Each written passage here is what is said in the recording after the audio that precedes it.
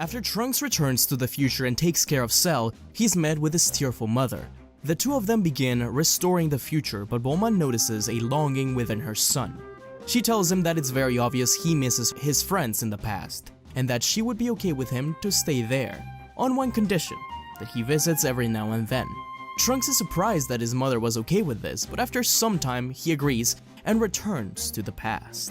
His friends greet him with open arms. Gohan is overjoyed, and despite not saying it, Vegeta is pretty happy to see Trunks again. Bulma and Vegeta invite him to live with them at Capsule Corp, of course, and he settles in fairly quickly. He did think that it was a little weird that he'd get to see himself in the past grow up, but Bulma told him to look at him as a little brother. Trunks spends his time training with Vegeta. Even though Goku is dead, unlike in the original story, Vegeta retains his love for fighting, as he and Trunks push themselves every day.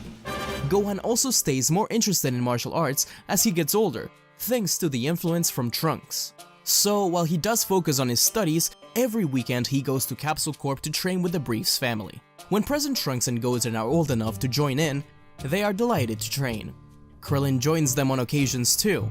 Due to all this extra training, the main cast in this timeline will be a little stronger than in the original story. During the time skip from the Cell Games to the Buu arc, both Vegeta and Trunks unlock Super Saiyan 2. Fast forward 7 years and we arrive at the World Martial Arts Tournament. Just like before, Goku would promise that one day in the land of the living to fight against the others. Goku arrives and is swarmed by his beloved. He's surprised to see Trunks still there and laughs, thinking that he just came back for a day just like him. Or maybe there was another android around. Bulma explains how he's actually chosen to stay in the past, and thanks to him, Vegeta has been able to push himself even further. Though it was always a little weird for Trunks to be around 18. It took some time for him to be able to talk to her normally. Goku is impressed with how dedicated their training has become. He knew he made the right decision in staying in Otherworld. The Earth clearly has very capable fighters to defend her. He tells Gohan, both Trunkses and Goten, how proud he is of them. Then looks towards Vegeta and declares how pumped he is to finally be able to clash with him once again. Vegeta, thanks to his family's influence, is much more relaxed and less uptight than even in the original. The tournament proceeds as normal. Trunks wins the junior division, but both him and Goten are stronger, as they've trained much more with Vegeta, future Trunks, and Gohan. The lineup for the tournament doesn't change at all, apart from, instead of Jewel making it to the tournament, future Trunks takes his place, pinning him against Yamu. Once Popovich and Yamu take Gohan's energy, all the Z fighters follow close by, alongside Shin and Kibito. When they arrive, they join the others in hiding behind a rock, and begin to assess the situation. Dabura senses the group and appears in front of Kibito, blasting him into smithereens. Krillin and Piccolo both end up getting turned into stone just like before. Goku, Vegeta, Gohan, and Trunks all express their desires to enter the spacecraft and save their friends. The Kaioshin protests, but ultimately follows them all inside as well. Vegeta suggests just blasting their way down to Babidi, but the Supreme Kai says otherwise, explaining that this would cause Buu to be awakened accidentally. They need to be cautious and instead play by Babidi's rules. Babidi sends out his first fighter, Pui Pui. Vegeta smugly approaches the challenge and disposes of him with one blast. He didn't see him as a challenge even worth his time. The team descend to the next floor, Yakon's planet. Goku fights this time and defeats him in the same way, overloading him with Ki. Vegeta's clearly annoyed by how powerful Goku still is. Despite having been dead, and Vegeta's continuous training, there was still a large gap in power. Now all Babidi had was Dabura. Despite having lived in this timeline for many years, Trunks could still not fathom how unserious the others could be at times. He refused to participate with them in deciding the battles with rock, paper, scissors. And even if they were more powerful, he didn't like taking a risk of fighting alone. Him and Kaioshin had this in common. Gohan was a middle ground as he did like to fight and enjoyed taking things lightly, but the seriousness of the Supreme Kai and Majin Buu worried him slightly. Babidi kept waiting for a while, as Dabura prepared himself for the upcoming battle. They needed to make the intruders battle as long as possible to get enough ki lead. While waiting, Vegeta gets impatient just like the original and starts complaining about all of this being a waste of time. And this is the only time he will get to fight Kakarot. The Kaioshin and Babidi both take notice of this, as Babidi plans something. Dabura finally appears and approaches the fighters. Gohan and Trunks looked at each other. Trunks volunteered himself, but Gohan argued that it should be him. This back and forth lasted for a while until the Kaioshin suggested that they work together. Goku said that they just probably didn't need to, as this guy didn't seem that strong. Gohan offers to be on standby and only jump in if needed. Trunks accepts this and goes into Super Saiyan 2 immediately, rushing to Dabura. Dabura immediately realizes that this battle is going to be tough and summons his blade. The two continue the battle, both using their own swords. Trunks has a slight advantage, however, as he slices the demon, inflicting a mortal wound. Dabura stumbles back, mumbling incoherently to Babidi about how he needs to escape off this planet quickly. Babidi watches from his crystal ball as Trunks blasts Dabura in a similar fashion to how Kibito was killed. Trunks powers down and says, "It's your turn next, Babidi. Show yourself." Kaioshin is certainly impressed by the display of power, but warns them all that Buu is much more fearsome than anyone they've ever faced so far. So they must keep their guards up. Gohan tells Trunks how proud he is of the progress, and despite Vegeta not saying anything, he was clearly proud of his son as well. With Dabura disposed of, Krillin and Piccolo returned to normal. Eventually, Goten and Trunks made their way to them, as all four of them wait around. Babidi was panicking, as he now had no man to call to his aid, just Majin Buu. He needed more allies. Maybe he could obtain some right now. Babidi immediately invades Vegeta's mind, targeting the darkness within. Vegeta gives in and accepts the power-up by sacrificing his freedom. Trunks is especially disappointed at his father. Babidi honors Vegeta's request to move to the tournament grounds so that he and Kakarot can have this battle. He destroys a portion of the arena just like the original, and Trunks almost attacks him for nearly injuring his mother. The Kaioshin is disappointed at this outcome and stands down to Goku. He then tells Gohan and Trunks that it's up to them to stop Majin Buu now, since these two won't put aside their pride. Shin sighs and declares that they have no option but to just start destroying the ship to make their way to Buu. Babidi doesn't like the sound of this, so he transports them all to the wasteland.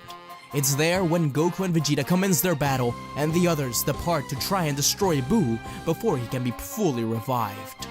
Gohan, Trunks, and the Supreme Kai head to the spaceship. Piccolo, Krillin, and the kids are still hiding with the rocks and watch as they arrive. In the meantime, Goku and Vegeta fight, filling up the gauge to revive Buu. With no Dabura, Babidi is defenseless without Buu. Supreme Kai knows that without Babidi, then no one can stop Buu, so they don't kill him. Piccolo, Krillin, and the kids all make an appearance and ask how they can help. Gohan and Trunks would rather them not be there, but they may need their assistance against Buu. Gohan does tell Piccolo to get everyone else to safety if things head south. Both Trunks and Gohan turn into Super Saiyan 2 simultaneously and blast at the ball containing Buu, trying to destroy him before he can get to full power. They hope to kill him with their combined might, or at least cause him to be released as a weaker version of himself. Babidi screams out as all the Z fighters attack the cocoon. The smoke clears and the group awaits anxiously. They notice that the Achilles scale had reached full capacity. The ball rolls onto the floor and splits. Suddenly, a gust of wind appears out of nowhere. Buu is born. Gohan tells everyone to run away quickly. Krillin leaves with Goten and Trunks, while the other three stay to face Buu. Babidi immediately orders Buu to attack them, having to resort to threatening him to seal him in the bowl again. Buu starts his attack quickly, easily outmatching all of them. The first to fall is Kaioshin, then Gohan and Piccolo. Only Trunks remains as he fights violently. But it's not enough. Buu holds him by the neck and places the palm of his hand in front of his face. Buu begins to smirk evilly as he focuses his pink energy in the palm of his hand. But then, from out of nowhere, an energy blast appears, knocking the pink blob back. Everyone looked in shock as they were met with Vegeta. He explained that Kakarot wouldn't be joining them now. Vegeta confronted Buu, but it was clear that he stood no chance. Goten and Trunks manage to escape from Krillin, and they reunite to help him too. Vegeta, Trunks, Kid Trunks, and Goten all fight bravely against him, but none of them stand a chance. Vegeta tells them to give it a rest. This is all my doing, because I let my pride get the better of me. I'll fix this mess. I will protect my family one way or another. Take care of your mother, Trunks.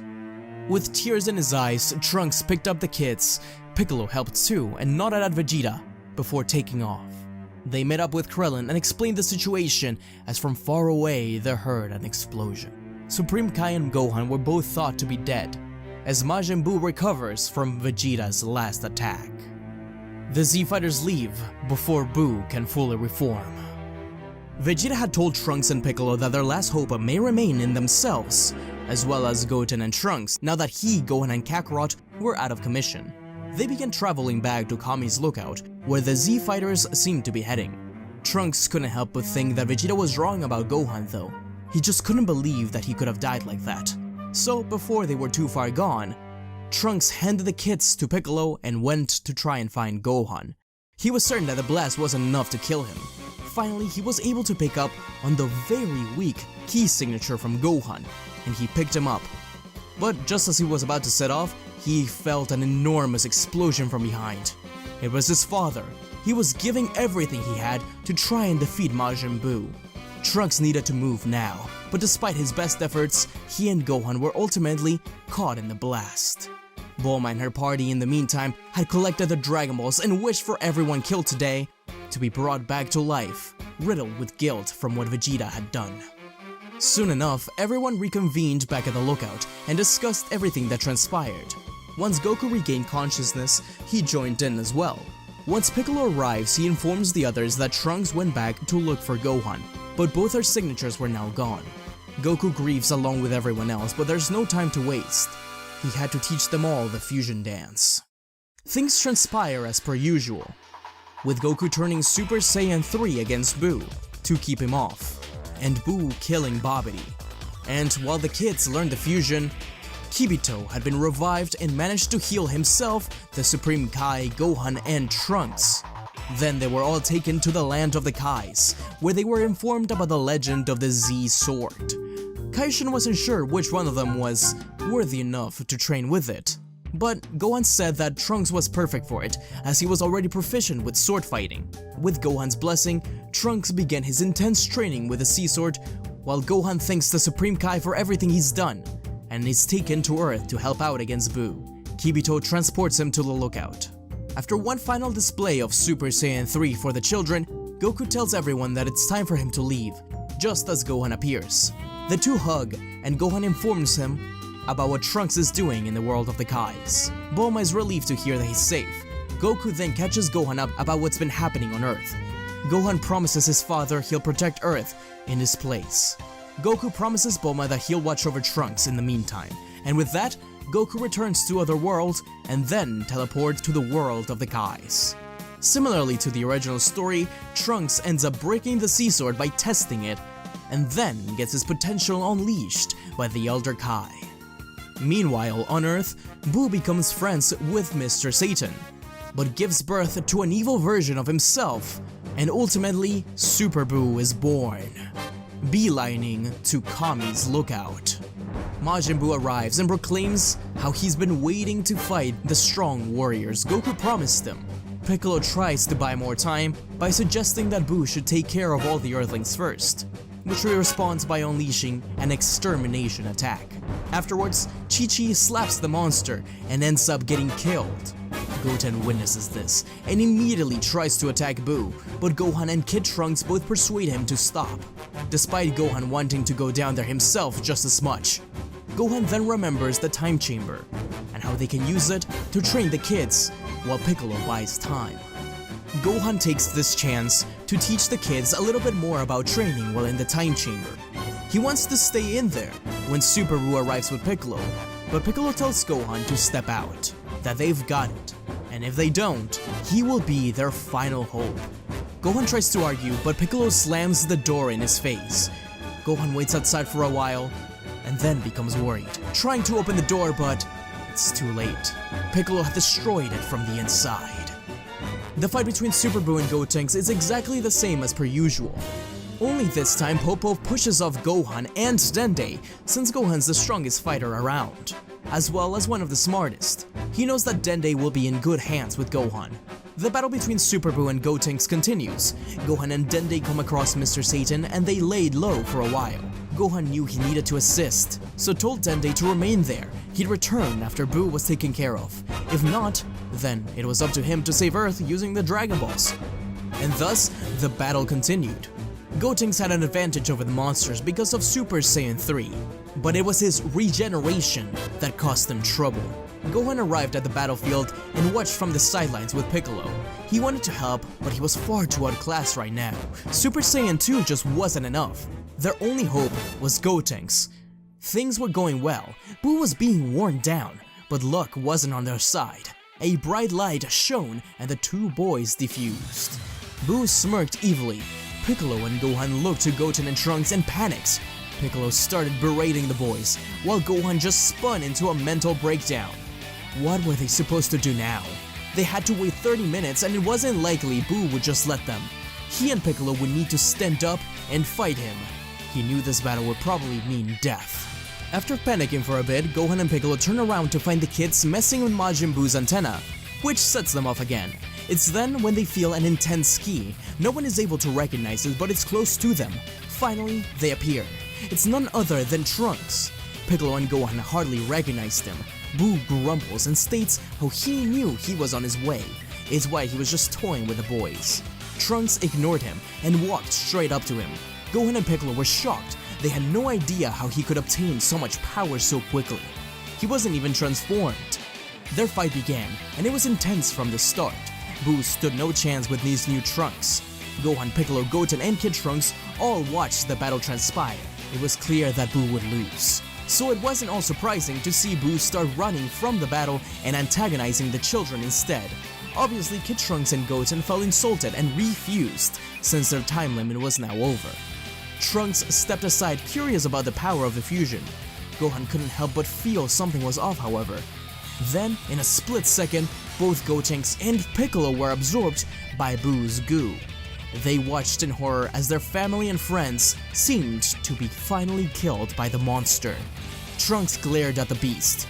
"I won't hold anything back now, monster. I'll defeat you in an instant." But this was much harder for Trunks than he thought, as now Buu was a lot stronger and smarter. He suddenly knew all of Gotenks' move and incredible power. Gohan turned Super Saiyan 2 and tried to help Trunks out as much as possible, but it was futile. They were getting beat and had no ideas left. Goku was watching the battle from the Kaioshin realm. Just then, Gohan turned to Trunks and shouted, "Fusion! That's what we need to do. If we can just fuse, we can beat him." Trunks looked at Gohan confused. "You mean the thing they did before? I don't know if I can pull that off." Gohan responds with a simple, "But we have to try. It's our only hope." They tried to put distance between themselves and the monster, but Buu was not letting them go. He knew the power of the fusion and would not allow it to happen. Goku watched in frustration. "If only I could buy them some time, so they can learn the fusion." The Elder Kai turned to Goku. "Learn to fuse? Why not just give them these?" he said as he took off his earrings and explained what the Potara were, with Kirito and Shin fusing to prove what they did. With Goku realizing the plan, he headed to Earth, after the Elder Kai gave up his life for him. He arrived on Earth using instant transmission. To his surprise, Tien was also there helping out. Goku tells Gohan and Trunks his plan and throws them the Potara. Trunks caught it with ease, whereas Gohan clumsily misses it. It looks like they'll need to buy them a little bit more time than they thought. Just then, Goku picks up a familiar key signature. Could it be? Without wasting any time, Goku teleports to find the key. It's Vegeta. With no explanation, he teleports them back to Buu, where the two of them fight together, Super Saiyan 3 and Super Saiyan 2 side by side. Trunks goes over to Gohan and helps him fight the earring. But Vegeta isn't fighting as a team, until Goku gives a speech about having to put aside their differences to save their families. Begrudgingly, Vegeta agrees, and both of them work together to fend off Buu. Meanwhile, Gohan and Trunks finally locate the earrings. Just as they do this though, some goo appears and flies up from the ground to try to absorb both Goku and Vegeta. But at the last second, Goku pushes Vegeta out of the way. Goku's last words to his son was to save Earth. Gohan puts on the earring while he sheds a tear for his friends and family. Gohanks is born. Vegeta moves to the sidelines and watches over Dende and Mr. Satan. The fuse fighter pointed towards Majin Buu with his sword. I'm going to make you pay tenfold for harming my friends and family, Buu. Buu would have been more intimidated. However, he had just absorbed Goku. Gohan knew this fight wasn't going to be easy. Gohan's hair began to glow golden, resulting in a mixed transformation. I'll call this my Mystic Saiyan. Wasting no time, he started his assault on the pink blob, punching and kicking him relentlessly. Buu wasn't outmatched, but he was finding it hard to hold his ground against this unstoppable force. Buu did have the super explosive wave to get Gohanks away from him, then blasted at him with a Majin Kamehameha. Gohanks was hit, but there wasn't much damage. The two continued the clash, firing blasts at each other while they battled. The earth, being vacant, worked into Gohan's favor, as it meant he could go all out. And all out he went. He kept blasting burning Mazenkos and Kamehameha busters at Buu, and every time he regenerated and sent back an equally powerful blast. He needed to hit him with more energy, or rather, condense all of his energy into a single blast, a single point. He knew what he had to do. Gohan dashed towards the villain, grabbed a hold of his leg and threw him towards the sky at a tremendous speed. Buu didn't have any time to prepare for what was coming, as two bright, twirling beams came straight towards him from the ground. Heat! Makan Kosapo! Gohan yelled from below as he blasted two beams at his foe. Buu tried to defend himself, but it was of no use as Gohan had concentrated every last drop of his ki into that attack. Slowly, Majin Buu began to disintegrate until he was altogether gone. The Kais all celebrated in the Kaioshin realm as the universe's greatest threat had been defeated. Now, all that was left to do was wish back everyone.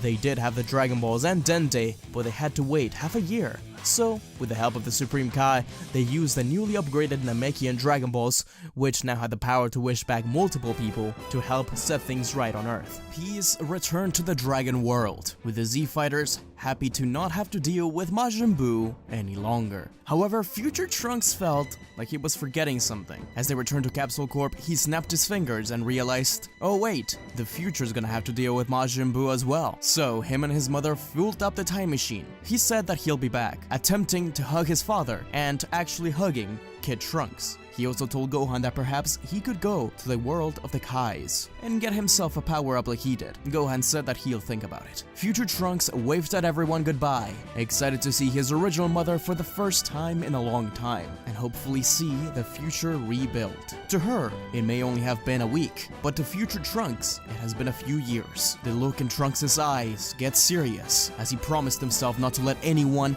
damage the future ever again. Next, what if Trunks stayed in the past?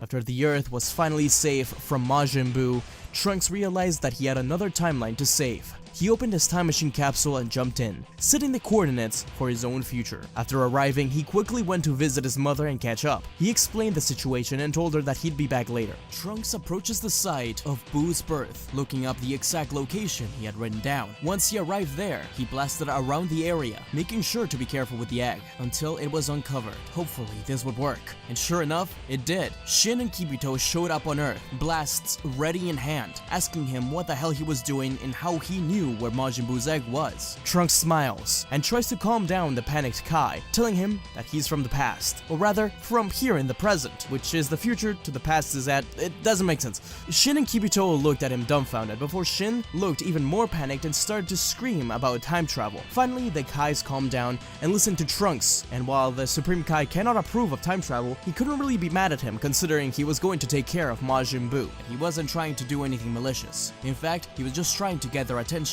They need to destroy Buu as soon as possible, but they also need to draw out Babidi and Dabura, otherwise something like this may happen again. They need to defeat them as well. In order to convince them, Future Trunks powers up into his ultimate state, making them realize that this kid not only had a good-hearted ki, but also was incredibly powerful. According to the Dragon Ball Super manga, it took 10 years for Babidi and Dabura to collect all the ki necessary to revive Majin Buu, so they must be collecting it right about now. Shin and Kibito are extremely worried about this and want to stop Trunks from doing it, but Trunks tells them to trust him as he powers up, creates a ball of ki at the palm of his hand, and begins to point it at the egg. That's when Dabura, Babidi, Pui Pui, Yakon, Spopovich, and Yamu show up. Babidi was worried sick that something could have happened to Majin Buu, telling all his allies to attack at once as he pumps the Killy into Buu's egg. However, Trunks is not one to mess around and makes quick work of every single one of them, leaving only Dabura standing.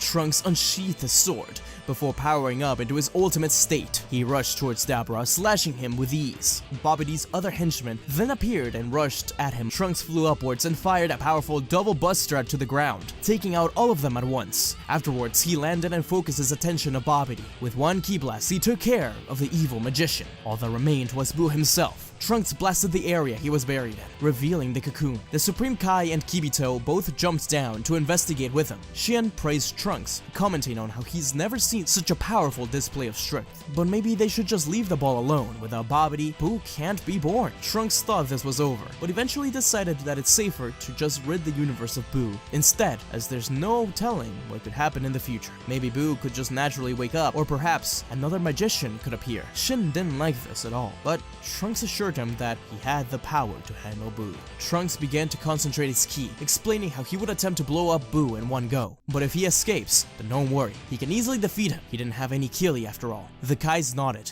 and stepped back, but also concentrated their keys with Trunks, wanted to help him out in the end. All three blasted at the ball with their power. A few seconds passed, then suddenly, the ball opened and pink gas began to leak from the inside. We're going to have to fight. Stand back, Kaioshin. I'll handle this on my own. And just like he predicted, Buu reformed and landed before Trunks. I'll defeat you as many times as it takes, Buu. With no warning, Trunks blasted a burning attack at Buu, followed by a shining sword slash. Buu was hit by both and regenerated seconds later. Trunks realized that he had to put everything into one attack, just like Gohan's had to defeat Buu beforehand. Trunks focused his ki and tapped into his ultimate form before concentrating his energy into his blade. Then, in a split second, he appeared before Buu and sliced him with his sword, cutting him into hundreds of small parts. He threw his blade up, and as it fell back down towards the earth, he began charging a Gallic gun. As soon as his blade slid perfectly back into his sheath, he launched the powerful attack at the pink pieces of Buu. The smoke cleared, and Buu was no longer with them. The Supreme Kai was shocked. He couldn't believe what he had just witnessed. Trunks powered back down and smiled at the Kais. He was about to make his leave when he remembered the old Kai. Oh yeah, I think it would be of your best interest if you let me help with the sea sword. Surely I'm worthy enough since I single-handedly defeated Buu, right? Shin didn't really know how to respond to this, but if he knew about the sea sword, then perhaps his past self trusted him as well. And so, the three of them traveled to the land of the Kais. And in no time flat, Trunks removed the sea sword and demonstrated how proficient he was with it. He then asked to try this string, and just like the original tale, the sword broke. Shin nearly had a heart attack as the old Kai was released. Trunks welcomed him back and thanked them all for their help, but it was time for him to return. Shin told him that he couldn't allow time travel to happen, but Trunks smirked, turning back to the Kais and saying, "Yeah, well, who's gonna stop me?" And with that, Trunks says goodbye to the Kais and his mother before returning yet again to the past. But this is not the end of our adventure, dear viewer, as a certain god of destruction looms over the horizon. We'll be back with more after this. Hello everyone, I hope you're enjoying the video thus far. If you like this sort of content and want to see more and support the channel, then consider becoming a Patreon. There, you can help support the channel through various tiers while getting some perks of your own. As a Patreon, you will help get the videos out faster, fun thumbnail art, editing, and even writing for videos. Plus, you get some neat perks like early access to videos such as this one and more. So be sure to go to patreon.com/SmugStick and consider supporting the channel. Anyway, let's get back to the video.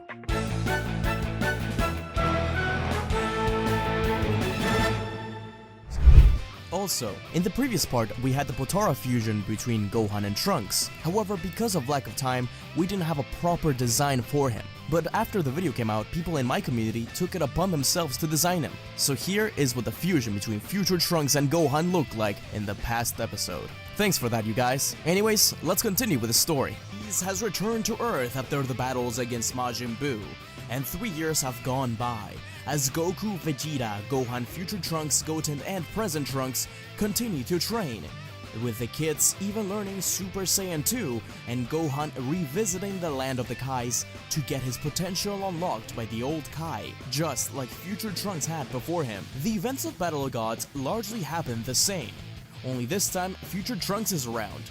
So, Gohan and him team up to fight against Beerus. Beerus is actually impressed to battle against two Saiyans with their potential unlocked. He can feel that pesky old Kai had used his abilities to make them stronger. Even so, they don't stand a chance against the God of Destruction. Future Trunks is also the only other person Vegeta trusts with revealing who exactly Beerus is, and how dangerous he is.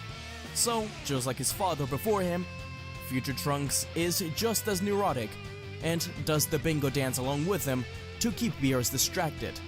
He even tries to talk Gohan down from doing his little shooting thing, to no avail. Future Trunks also reacts when Bulma gets slapped by Beerus, but stops dead in his tracks when he feels his father's ki spike up. The only time he ever felt this before was as he was passing away during the Cell games. He didn't know what it was at the time, but he realized afterwards when Yamcha told him just what had occurred after he died during the Cell games, Vegeta exploding in rage and going after the bio-android. He also caught Vegeta when he fell down after being beaten down by Beerus. Either way, the God ritual continues as usual, only this time, instead of Videl, it's Future Trunks. So the reveal that Gohan and Videl are about to have a daughter doesn't happen quite yet. Goku turns into the first Super Saiyan God in a millennia, and fights against Lord Beerus, eventually losing after stopping Beerus's giant ball attack, sparking into Super Saiyan God for a split second after thinking of his friends, including Future Trunks and Chi-Chi. Ultimately, Beerus spares planet Earth and returns to his domain with the idea of training under him in the minds of the Saiyans. And thus, in the next couple of months, Goku and Vegeta would visit Beerus' planet and train under Whis, becoming his pupils. Gohan and Trunks did make a couple of visits as well, but due to the nature of Gohan's job, these visits are very short and infrequent. Instead, they continue to train Trunks and Goten when they can, and all four hybrids make a lot of progress. This Gohan is a little bit more adamant about fighting, because he has some sort of rivalry with Future Trunks. One day, while Gohan and Trunks were training at Capsule Corp, they receive a strange visit. Trunks ran to his mother, alerting her of a strange UFO that had casually landed in the garden, and there was definitely an alien of some kind inside. While Future Trunks walks Bulma back, Gohan was already threatening the alien, having no idea who he was.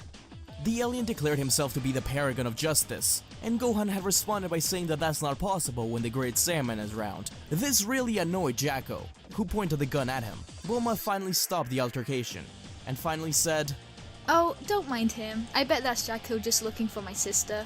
Trunks had far too many questions. His mom had a sister? But most importantly, who was this Jacko guy? Before Trunks could ask any more questions, this Jacko guy rushed into Capsule Corp. He was sweating bullets. Frieza's here! Bulma spit out her drink, and Trunks just looked at him in confusion. What could it mean Frieza's here? Frieza's been dead for years. Jacko explained that, somehow, Frieza returned. His guess was by using the Dragon Balls on Earth without anyone finding out. Bulma couldn't believe this. How could they have gathered them all without anyone noticing? Trunks was appalled that they could allow this to happen, but didn't seem too alarmed. Gohan didn't seem two-faced either. This was Frieza they were talking about, the same Frieza who was no match for the first Super Saiyan. Even if he had brought a horde of forces like Jacko told them, it's not like they can defeat 4 Super Saiyans as well as the rest of the Z fighters. Jacko was shocked at how complacent they were all being. Meanwhile, Gohan and Trunks began contacting the rest of the Z fighters as they would no doubt need their assistance with dealing with the army.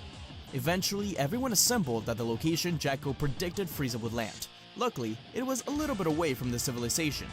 Gohan, Trunks, Goten, Kid Trunks, Piccolo, Krillin, Jacko Tien, Yamcha, and Master Roshi all turned up to help aid in the battle. Frieza finally arrived in the spaceship, alongside several smaller spacecrafts. The Z fighters prepare themselves for a tiresome and lengthy battle.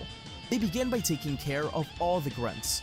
Gohan, Trunks, and the children didn't need to bother going Super Saiyan to handle any of them, and the other Z fighters were faring well. The battle seemed to be never ending, and eventually the Saiyans had enough of it. Goten and Trunks fused and powered up into Super Saiyan 3, while Gohan and Trunks tapped into their ultimate power to take out as many enemies as possible. Now that everyone was using their full strengths, the Frieza Force were quickly disposed of. In the meantime, Bulma tried to contact Goku and Vegeta, who were currently residing on Lord Beerus' planet. Frieza was getting irritated at his minions' pitiful performance, so he ordered them all to stop. Frieza then floated forward in his hover car. Of course, he recognized both Trunks and Gohan as well as Krillin and Piccolo. Two soldiers stepped before Frieza, and he introduced them as his strongest warriors, Shizame and Tagoma. Trunks and Gohan stepped forward and burst their aura open once more. Tagoma and Shizame both rushed towards our heroes, and unsurprisingly, both avoided their strikes with ease. They gave each other a small look of approval before blasting the targets with a full-power Masenko, knocking them both out. Now Frieza didn't have a lot of faith in his underlings as he knew they were relatively weak overall, but he didn't expect his two best soldiers to be taken down in one blast. He was mad, and with no warning, transformed into his fourth and final form, rushing towards Gohan, kneeing him in the gut, and then immediately spinning around and hitting Trunks in the chest with his tail. Both were winded and immediately surprised at how strong Frieza was. How was it possible for him to get so strong when he had been dead in hell for years? It made no sense. Trunks was especially confused, as he had defeated Frieza when he was in that very form beforehand. The duo powered up, then flew forwards towards Frieza, hitting him in a combo move which they had been practicing for a while now. It combined parts of their father's Meteor Crash and Flash Strike, but with their own flair of course. The combo finished with both blasting Frieza with a Galley Gun and Kamehameha respectively. Frieza was sent flying towards the ground and a huge crater was formed from the intense assault. Just when they thought the fight was over, they noticed an ominous energy emerging from the newly created basin. Frieza was producing an extremely powerful aura, one which very easily exceeded Gohan and Trunks' current power. But it wasn't like they would just give up. The Cold Emperor then began his attack, sending out hundreds of death beams at the Z-Fighters. Everyone did their best to avoid the slew of bullets, but many were hit and injured. Trunks included. He gripped his sword and swore that he would take him down. Then blasted at him with a burning attack, only this time Frieza didn't jump and took the blast head on. The smoke cleared and Frieza stood there with an evil grin. The blast had done no damage whatsoever, but Trunks was still trying the sword attack he had done the first time around, jumping over to slash through Frieza, but Frieza didn't even look backwards this time. He simply used his tail to grab him by the neck and throw him against the ground. He would never fall for that trick ever again. Gohan gritted his teeth and tried to think of a plan. Frieza wasn't going to give him the opportunity to think, and rushed towards him, beginning a sinister combo. Gohan couldn't defend himself at all. Gotenks tried to help by blasting Frieza with a barrage of Dai missiles, but they did nothing. Frieza held Gohan by the shirt, then pulled his arm back. I was so close to killing you when you were just a boy.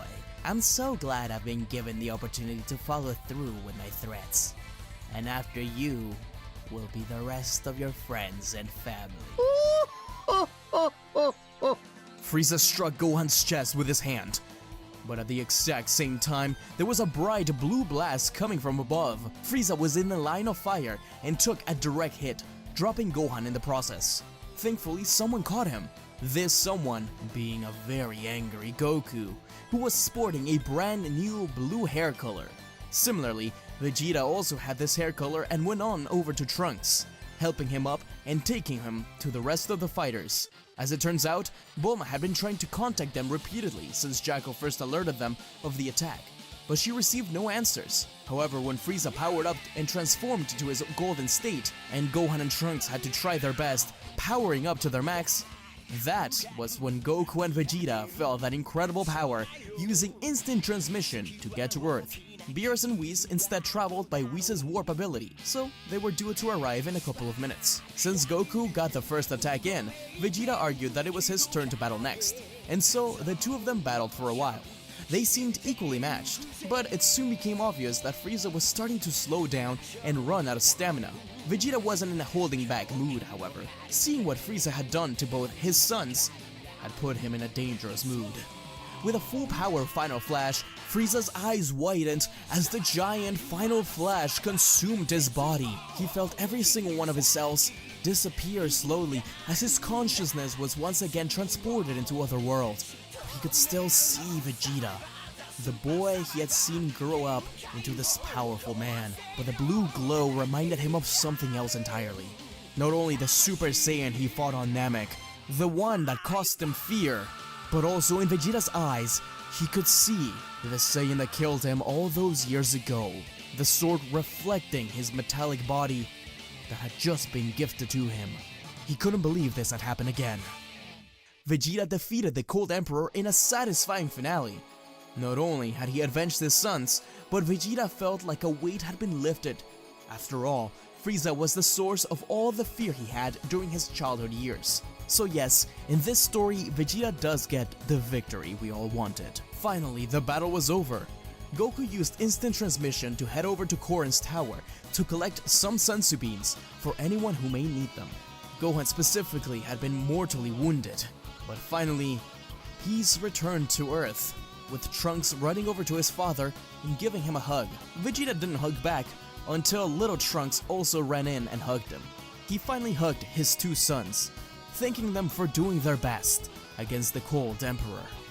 He smiled at them both, finally directing his attention to future Trunks and telling him, Looks like our family's winning. Beerus congratulated them all as well, but they weren't out of the ballpark just yet. Simply out of the frying pan and into the fire, as Champa, Beerus's brother, would soon arrive at his planet, challenging him to a brand new tournament. Only this time, Universe 7 had cards up their sleeves.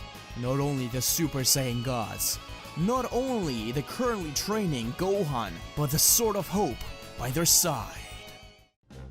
Peace was short-lived for the gang, as ultimately, within a few days of Frieza's defeat, Beerus's brother Champa and his angel attendant Vados made a quick visit from Universe 6 to Universe 7. An argument between Beerus and Champa over Earth ensued, and promptly after, a tournament was organized for the sake of it. One which decided which universe would get to keep Earth and its delicious food. In preparation for the tournament, Goku and Vegeta enter the hyperbolic time chamber so they can get in a few years worth of training. After pleading a lot, Trunks manages to persuade Gohan to take some time off of work to also accompany him in the time chamber. They stay there for just over 2 years. And so, the Universe 6 tournament begins. The lineup was the same as in the original series, only this time with Gohan and Trunks replacing Piccolo and Majin Buu. They completed the written assignment, with Gohan getting a perfect score of course, and then the matches began. First up is Gohan, who goes against Botamo. Gohan could already tell that his opponent was incredibly bulky, so strikes and blasts were probably not going to do much damage against them. The fight begins, and Gohan powers up into Ultimate. Botamo smirks and taunts Gohan, wanting him to hit him.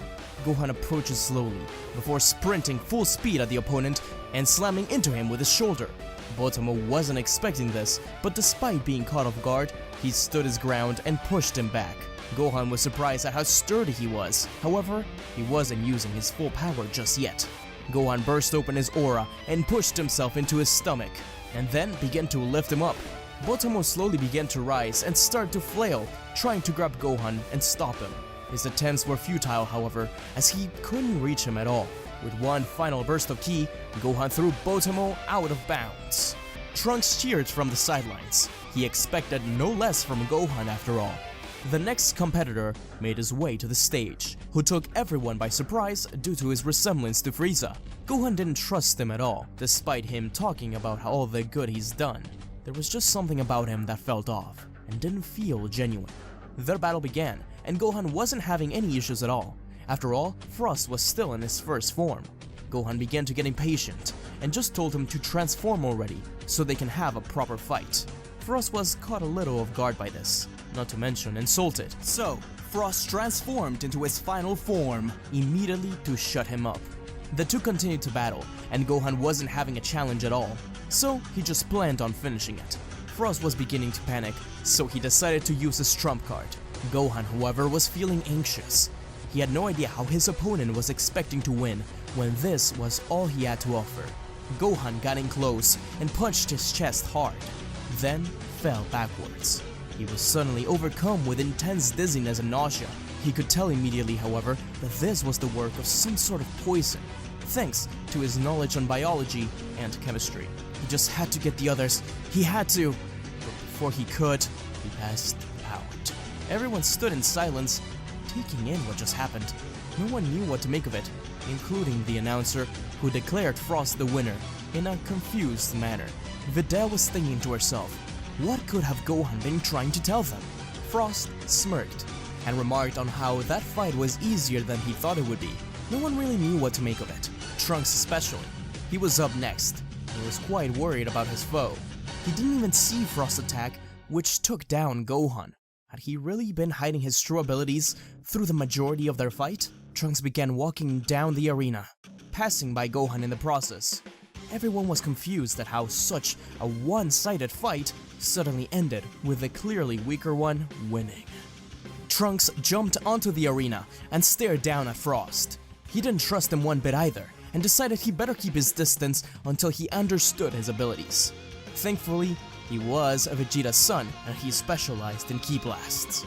The announcer declared that the battle had begun, and immediately, Frost rushed towards Trunks. It was obvious that whatever he did to Gohan, he was trying to do to Trunks. Trunks still had the advantage, however, and easily avoids the Ice Jin swipes. Seems like Blast were his best option here, so he jumped up and blasted the arena with one single final flash. This forced Frost to jump out of the way, but Trunks appeared behind him and smashed his fist against his spine. This sent him flying away. But Frost wasn't done just yet. He spun around while flying out, and pushed himself back towards Trunks, trying to punch him. With the same fist, he punched Gohan. Whatever that was, that must have been it. Trunks dodged the attack by flopping down to the ground and then kicking Frost upwards. Trunks then jumped up, grabbed Frost by the legs, and threw him out of the arena, followed by a few Ki Blasts, just in case he tried to return. That was it. Frost was knocked out of bounds. Trunks wasn't satisfied with his victory, however. He needed to know how he defeated Gohan so easily. It was up close, so he had to do something with his body. Trunks quickly jumped over to Frost to investigate him, and found exactly what he was looking for: a small poison needle located on his arm. He informed everyone, and the poison was confirmed to be the cause of Gohan's suffering. The announcer then stated that Frost, despite losing, was also disqualified, and Gohan's loss was redacted, though he would need to recover first before he's able to participate. Trunks continues on. Next up is Trunks versus Vegeta. This battle starts off slow, with neither opponent making much progress. Trunks is far too agile for Vegeta to even touch, and Vegeta is very dense, making any attack Trunks throws his way basically looked like it does no damage. Getting tired of Trunks avoiding all of his attacks, Vegeta begins to spit out lava. No one was expecting this, and there's no way for Trunks to defend himself at such a devastating attack. Trunks mutters to himself, "Damn robot." And then suddenly, Vegeta ceases his continuous lava spewing. Trunks and the audience are all confused by this, but the fight goes on. Then there's another instance where Trunks curses, after nearly getting his hair burned off in a similar fashion as before. And Vegeta immediately stops attacking, looking sad and depressed. Trunks realized the pattern here. He was a little bit too polite to do it. He didn't want to insult his opponent like that, but it was the only way to win. He awkwardly began to make really disparaging comments that wouldn't have insulted anyone else, just Vegeta. As expected, his opponent was overly sensitive and lost his will to fight. Trunks did feel extremely bad for this, and he knew that his mother probably wouldn't approve of him using such disrespectful language, especially to win a fight. Kid Trunks was cheering his older self up, while Bulma shook her head. He was being a little bit of a bad influence. Trunks chuckled. "Dumb stinking robot, take this! Gallic gun!" Trunks shouted as he landed the blast on the armored giant, pushing him back against the arena ledge and forcing him to break out of bounds. Trunks just secured another victory. Vegeta made a remark about how Trunks' one-liners severely need to be worked on, and quite frankly, he was embarrassed to call him his son after that. Trunks laughed alongside his father. Even present Trunks agreed that his vocabulary sounded like something Goten would say instead. Vegeta then asks Trunks to stand back for the next fight, as he wants to be the one to challenge the Saiyan. Kappa and Vegeta fight as in the original story, with Trunks being very surprised at how much of a mentor role his father had taken. He hadn't seen him like this, ever really, but he was happy to see him change like that. At the end of the fight, Vegeta said that if he ever wants to reach his level, then first he'd have to defeat his son, Trunks. The half-Saiyans had much more potential than himself and Kakarot. Trunks was embarrassed by these comments. Universe 6's next opponent made his way onto the stage. His ki wasn't similar to anyone else's they've met so far. Trunks didn't even notice the guy approached him, if he was honest. He was silent, and Trunks felt a little unnerved. But he was sure his father could take him on. And how wrong he was, as the assassin Hit was able to quickly defeat the prince, similar to the original tale. Trunks couldn't believe it. There seemed to be a spark of anger in his ki, which Goku noticed as he was about to step up to the ring. The curious Goku tilted his head and turned to the announcer, seeing that Trunks can go back in first. After all, he hasn't lost just yet. Goku wondered what that key presence could mean. Trunks stepped up, as Gohan cheered him on, finally recovered.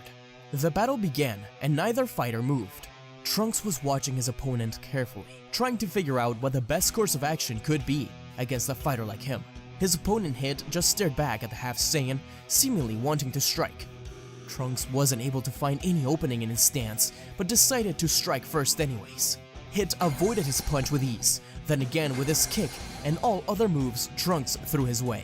Suddenly, Trunks fell backwards. He hadn't seen Hit throw a punch, but he was definitely feeling it.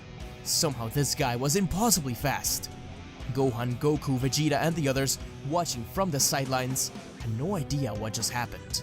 The Galactic King informs everyone that Hit is using some sort of time stop ability that allows him to stop time for 0.1 seconds. Gohan shouts this over at Trunks, in order to help him out at least. But there's nothing much Trunks can do with that information. They continue their battle, but it seems futile. Despite how much damage Trunks takes from Hit, he refuses to give up and surrender the match to him. Hit even asks the announcer if it's against the rules to kill his opponent, which obviously it is. Trunks was losing and he had no idea what to do. If he surrendered, he'd disappoint not only Gohan but his father as well. He had to keep pushing. If only he had access to that Super Saiyan blue power his dad and Goku had. The fight only became more violent, but Trunks kept going, utilizing every bit of training he had endured over the years. Hit approached Trunks. He was tired of this battle too. Trunks knew that it was his time skip ability that helped him land a blow. He was frustrated and angry at himself for not being able to counter such a troublesome ability. All he could think of was about letting down his father, Gohan, and everyone else watching him right now. Hit used his ability and threw a punch at Trunks, but Trunks blocked against it, and in a split second, his aura turned blue, despite being in his ultimate form, like something had activated on top of it. Then, in that same instant, he landed a blow on Hit. Hit was caught completely off guard and stumbled back for a second. He regained his composure and kicked Trunks from behind, sending him tumbling over the edge and off of the arena. It was over. Trunks was disappointed in himself, but he was at least proud to have landed a blow, despite not entirely understanding how he did it. Gohan and the others questioned him on it, but Trunks said that he just couldn't explain it. Well, he knew that in that moment he felt uncontrollable rage. Hit, however, approaches him, rubbing his chest where he had been punched. Hit said that he was impressed, and that he could have made a fine assassin. Lucky for him, he wasn't willing to kill anyone, because that power was impressive. Hit then turned around and walked back into the arena.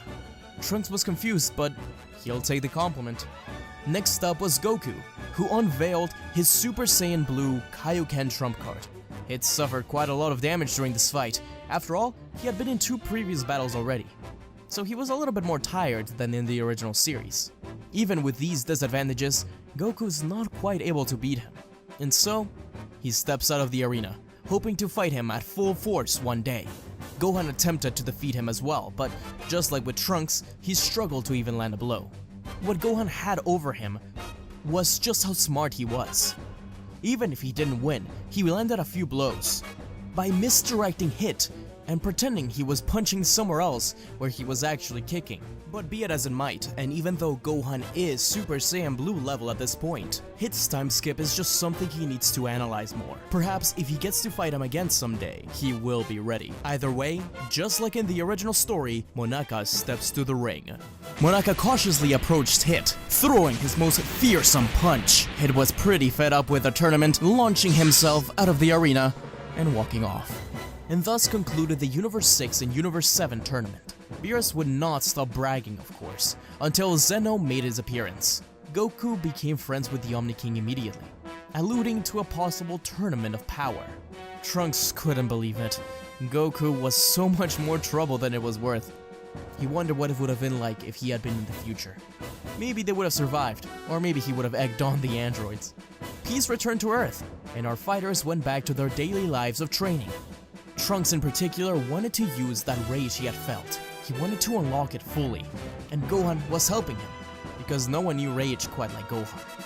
Trunks often visits the future every month, though it's around 3 months for Bulma. Trunks had used his knowledge of the Namekian Dragon Balls to wish for everything to return back to normal on Earth. He thought about things, and asked Purunga if he could bring back everyone killed by the androids. Though a lot of humans were brought back, he couldn't sense the energy of Piccolo, Vegeta, and the others. However, he did feel one specific presence. He quickly returned to Earth, walked into Capsule Corp, and his eyes widened, looking at future Gohan, sitting, having tea with his mother. He jumped to hug Gohan tightly. He couldn't believe it. He couldn't believe that he was back. Future Gohan, with both arms, hugged Trunks back. He thanked him for everything, and that he was sorry he couldn't help more out. There was so much to discuss with each other, and so the two caught up. As it turns out, his father, Vegeta, and many of the others remained in heaven. It had been too long for them, and they were at peace. Gohan himself wasn't sure if he wanted to return, but Goku encouraged it. He had so much life ahead of him still, and both him and Trunks were protectors of Earth. Nothing could stand in their way now. Trunks was a little saddened about everyone else not returning, but he understood. He had gone through so many horrors himself. If he had a chance to finally be at peace, then he'd probably take it as well. Plus, Gohan explained, Goku died of natural causes, so it's not like he could just return like that anyways. Trunks stayed in the future for a lot longer than he usually does, but he did acknowledge that his home was now in the present. He invited Gohan to come along, but Gohan said that he wasn't sure if he was quite ready for something like that. There was a lot to do in the future still. There was so much panic caused, so he'd stick around, protect the future, until Trunks returned. Trunks agreed. That was probably for the better, but made Gohan promise to come back with him soon enough. Gohan shot him a thumbs up. And so, Trunks returned to the future. He continued to train hard with present Gohan, Goku, and Vegeta, until one day, a time machine just like future Trunks's arrived. It was much more beat up than Trunks's, and it seemed to be made out of scraps, with just enough fuel to get him there. The time machine door opened, and out popped future Gohan. He was extremely hurt, and he was screaming for Trunks. Vegeta and Goku landed in front of him, and future Gohan's eyes shook. He couldn't believe what he was seeing. Future Trunks slowly approached him, asking him what's wrong, while Gohan took a few steps back. But he finally relaxed. When future Trunks hugged him, he realized that he wasn't the one that attacked them. But this was still so strange. He grabbed onto Trunks tightly and said that the future was in danger. That Bulma, she's dead. Future Trunks dropped his arms. He couldn't believe it. He didn't want to believe it. But as he looked into Gohan's eyes, he could see the reality of it. The pain. Future Bulma really was dead. In an instant, future Trunks' aura sparked up in a blue and golden hue once more. The same one as the one from the tournament. But this one was a lot more consistent. Trunks screamed in pain and anger. He would make whoever did this pay. But Gohan was telling him to calm down, that the one who did this was none other than himself. Future Trunks is met with nothing but death and an eerie silence. He looks around through Capsule Corp, but it just remains in ruins. His eyes fill with tears as he wanders through the desolate landscape to what he used to call home. Future Gohan walks closely behind. It felt like there was no key signatures at all, meaning that all the major cities where people were clustered were gone. Trunks knew that there had to be some survivors somewhere, or rather, that's what he hoped. He sat in front of the Capsule Corp ruins and began to tear up. As his mother was nowhere to be found, he started to search around the lab to see if there was anything from her left behind. A hint perhaps, but there was nothing. Just her notebook remained. Trunks held onto it tightly. "It's me, Mother. I'm home. I'm sorry I wasn't here for you." Future Gohan explained that Bulma had been making notes in there ever since the attacks began, and it would be her last hope if Trunks never returned after all. Future Trunks turned slowly to Gohan, asking, "What happened while I was gone? Were they more androids? Someone or something from off the planet?" Gohan shook his head. before explaining how the culprit was none other than Trunks himself, or rather, someone who had taken the form of Trunks. Either that or an evil version of himself from a different timeline. There was too little information on this person. It's not as if they could just ask him. All they could do was flee and hide. That explains why you looked so scared of me then. Trunks knew that he needed to put a stop to this threat himself. After all, it was some version of him that caused all of this. Unfortunately for him, and the rest of the humans, they had no idea where this being resided. And Trunks couldn't sense any large power levels at all. So it was likely he was either off planet or simply suppressing his ki. Trunks didn't exactly know where to go from here, but he believed that it was best for him to return to the present and get allies. Previously, future Gohan arrived at the present. Trunks exploded in anger once he heard that his mother had been killed, but Gohan and Vegeta managed to calm him down. Immediately, after giving Gohan a senzu bean, Trunks insisted on going to the future. Gohan agreed to go with him, but trouble was brewing in the present. At that very same time, as Goku and Vegeta watched the two future warriors leave, they were approached by another being that looked just like Trunks. He was wearing black, quickly disappeared after a short battle against Goku. It was obvious to them that whoever this was must be the culprit of future Bulma's death. At the power he was at now though, it seems like Trunks could be able to take him on. Perhaps they didn't have too much to worry about. Trunks and Gohan arrive back at the present and immediately head off to present Gohan's home to tell him what just occurred.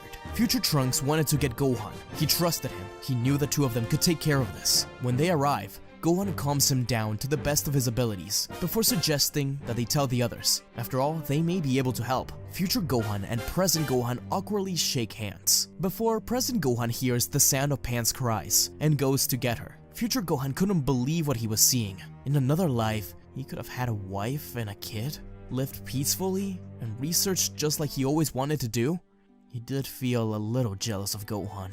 He had gotten to spend so much time with Trunks he never got to.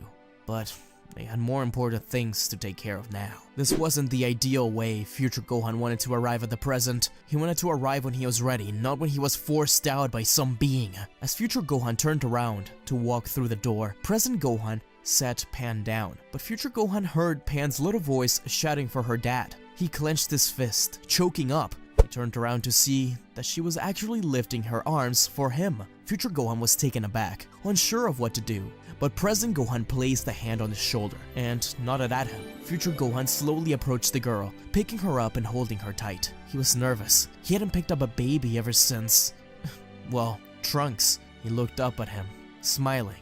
It seems that was so long ago now. In fact, future Trunks looked older than himself. How much had things changed? But when future Gohan looked down again, the little girl was already asleep on him. He slowly and gently rubbed her cheek, smiling, before Videl walked in to get her. Gohan thought she would have a wilder reaction, but she had been used to having two Trunkses around already. Even so, Videl said he was welcomed at their home anytime. She walked past her husband and whispered at him that maybe he should get some scars himself. He looked handsome. Present Gohan blushed as Videl headed to put Pan to bed. Now that was over, the conversation took a more serious turn. Present Gohan suggested going to Goku first and having future Gohan train with him, as they too train in preparation. Future Gohan approaches Goku.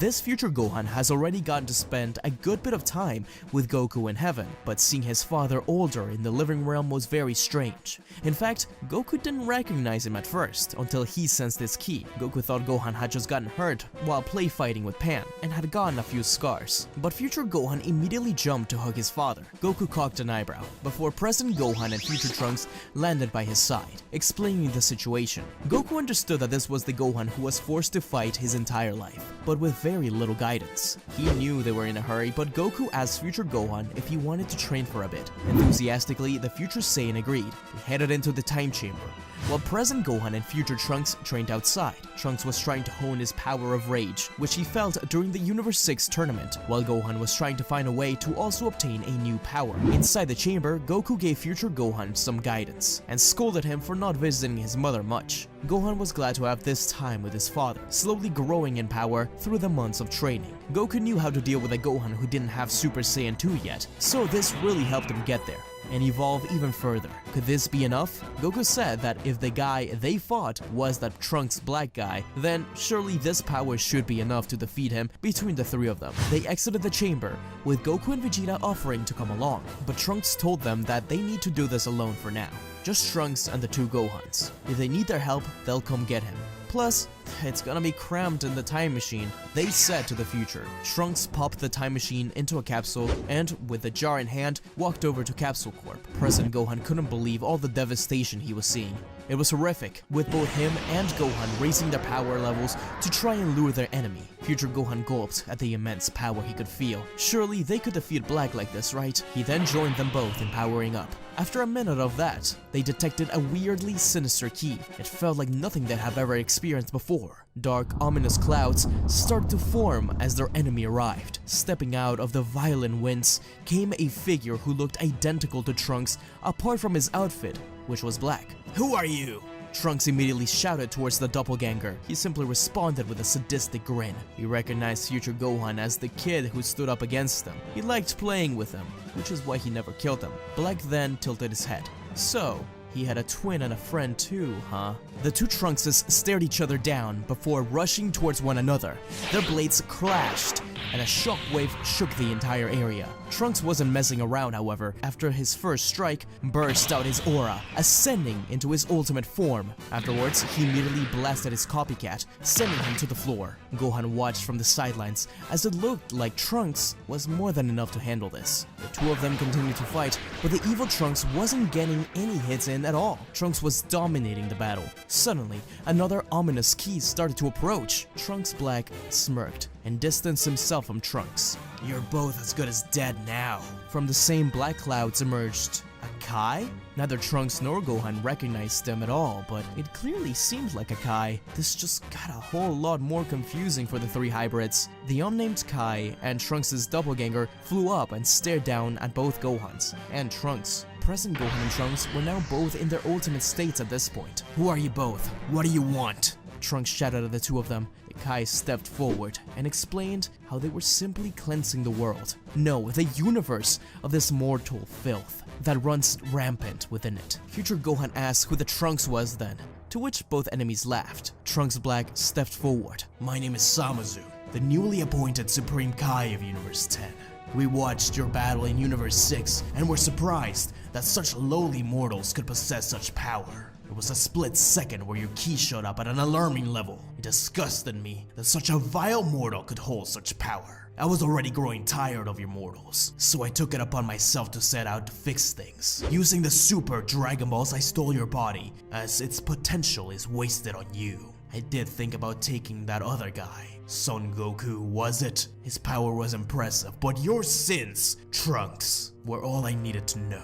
Were far greater than anyone else. That little time machine of yours. I heard all about it during the tournament. How they called you the Future Warrior. How you explained that you were going back to the future just to say hi to your mother. Time isn't something you should mess with. Only us Kais should ever be able to move through it. I decided that I needed some assistance for this plan to work, and who better to recruit than myself. So, using a time ring, I teamed up with him, another Zamasu, and here we are, finally carrying out my Zero Mortals plan.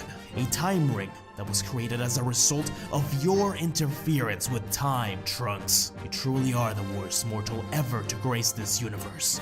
All this chaos you caused, you brought this upon yourself. I am your creation, and I will be your undoing. Trunks and the two Gohans were speechless. This was completely absurd. Trunks was devastated that it was his own destructive power and interfering with time that caused this unstable Kai to take radical steps and was essentially the catalyst that caused this horrific situation to happen. So many people had suffered because of him. Trunks' aura immediately spiked and there was nothing but rage in his mind. With no warning, he began attacking the Kai, leaving both Gohans to take down the alternative versions of Trunks. They had to be wary of this blade.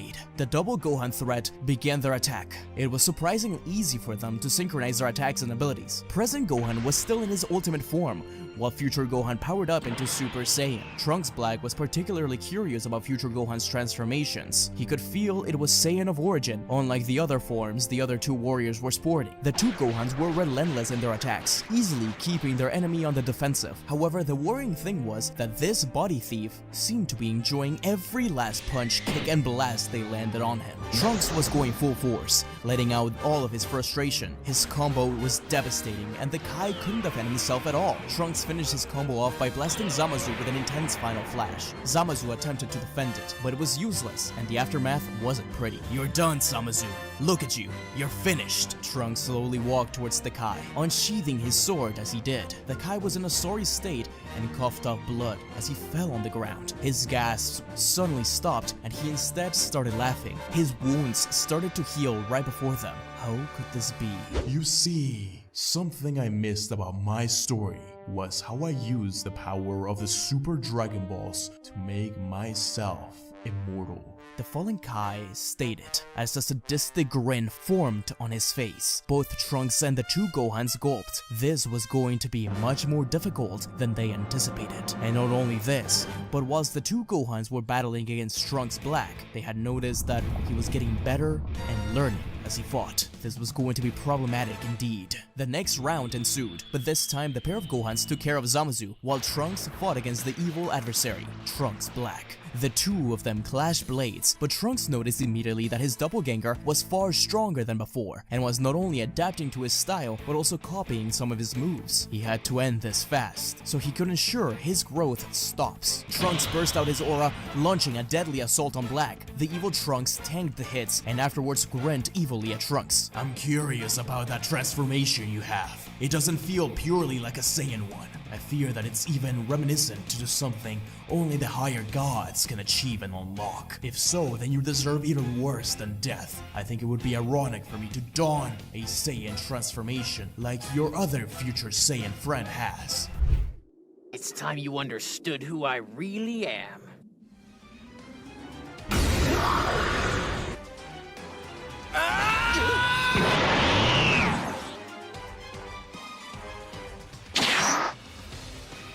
Before Trunks could even speak, Zamasu began relishing in his new discovered form. Look at this color. Isn't that beautiful? And threw his sword down at the ground, then created a bright pink blade. Trunks refused to back down, and instead of waiting, rushed towards his evil double, their blades clashing over and over again, neither of them backing down, despite the difference in strength. Round 2, mortal. Present Gohan was blasted down by Zamasu and into Capsule Corp, further adding to the future destruction. How could they defeat an immortal being? The closest thing to an immortal man they had ever fought before was Boo. Would destroying Zamasu to the very last atom work? It was their best shot. They needed to get rid of Zamasu first. Present Gohan yelled at the other two to put everything they've got into this one blast. Future Trunks was occupied with Goku Black, but he knew that Zamasu could be just as troublesome if not more so than Black, firing a burning attack to Black to send him flying off for just a second. As he turned around, he watched as Zamasu was driven up against the wall by present Gohan, who began to charge a Kamehameha. Alongside future Gohan, Trunks began charging his Gallic gun. Zamasu had nowhere to run. He was enveloped by the three beams. He tried to push it back. Even as an immortal being, this hurt. Black stood up from the rubble, watching his counterpart be consumed. It was clear these mortals were getting troublesome. They had to do something drastic. Black yelled at Zamasu, telling him to take off his earring. Zamasu questioned it, but Black simply yelled out, "Now!" The blast was further pushed into him as he could barely move his hand up to his ear and snatch his earring off. To the heroes, it looked like the blast was finally going to destroy Zamasu, but this wasn't the case, as Zamasu was instead propelled towards Goku Black, meeting in the middle and fusing in a bright light, unleashing the power of divinity. They knew firsthand the power boost the fusion gave you. They knew they stood no chance. Trunks Black and Zamasu's fusion was complete. The god ascended into the sky and began a speech, talking about how he came to cleanse the universe from all mortal life once more, and how his new form was unmatched. A white halo of light appearing behind him, and he immediately assaulted the three of them with blades of judgment. All three were hurt considerably by the blast. present Gohan weakly stood up in front of Trunks, shielding him from the attacks. Zamasu smirked, then blasted at Gohan with an intense purple lightning bolt. Trunks watched in slow motion as Gohan fell on the ground, his face scarred the same way as his future counterpart. Zamasu's laughter became a faint murmur in Trunks' mind as anger and rage took over him entirely. He slowly stood up, picking up his sword dropped by Trunks Black as he fused, as well as unsheathing his own. The dust cleared, and Zamasu laid his eyes on Trunks, who was now enveloped in a yellow and blue aura. He holds a sword in each hand and growls at fused Zamasu. The two clash as shockwaves assault the planet from their combined sheer power. Despite the newly fused Zamasu's immeasurable power, Trunks' rage and willpower seemed to give him the advantage. He was completely unstoppable, and Zamasu couldn't seem to get him down. Future Gohan watched his student have indomitable spirit. He couldn't have been prouder. Thus, Future Gohan began powering up into Super Saiyan 3, rushing towards Zamasu as well, attacking him from a different angle. But being dead in another world for so long had severely impaired his fighting, especially having this new arm. He just wasn't used to it. He knew he was holding the other two back, and Zamasu was targeting him. He couldn't help but feel like a burden to the others, but that wasn't going to stop him. He pushed onward, taking even more hits and sustaining much more damage than the other two, but he didn't care. Trunks, however, couldn't stand to see his master like this. He yelled over to him to back down and leave it to him, but he refused, telling both that this was his timeline to protect. In desperation, Future Trunks fired a powerful Gallic gun at Zamasu, keeping him away for a few seconds as he grabbed onto both Gohans. Flying far away, they asked what the hell he was doing, but Trunks didn't answer, simply throwing a capsule from his pocket, revealing the time machine. Both Gohans refused to enter, but Trunks wasn't about to argue with them, grabbing them and throwing them into the time machine. This is my timeline too, and I'll hold things down in the meantime. Please, I'm trusting you both. He then pressed one final button on the machine as it rose up to the sky before disappearing from this timeline. Zamasu erupted in anger, but soon enough began to laugh. Oh, are you proud of yourself? I don't think you realize what you've done, because now you're trapped here with me, and there is no escape other than through death. Trunks didn't fear death, as he had already faced it his entire life. He held his sword before him in an offensive stance before beaconing the god to attack. Meanwhile, in the past timeline, the two Gohans arrived. Both of them were still processing what happened. Future Gohan immediately went to hit some random sequence of buttons in hopes that it'll take him back to Future Trunks, but present Gohan stopped him. Trunks will protect the future for us when we're gone. I assure you, we can trust them. Now it's our turn.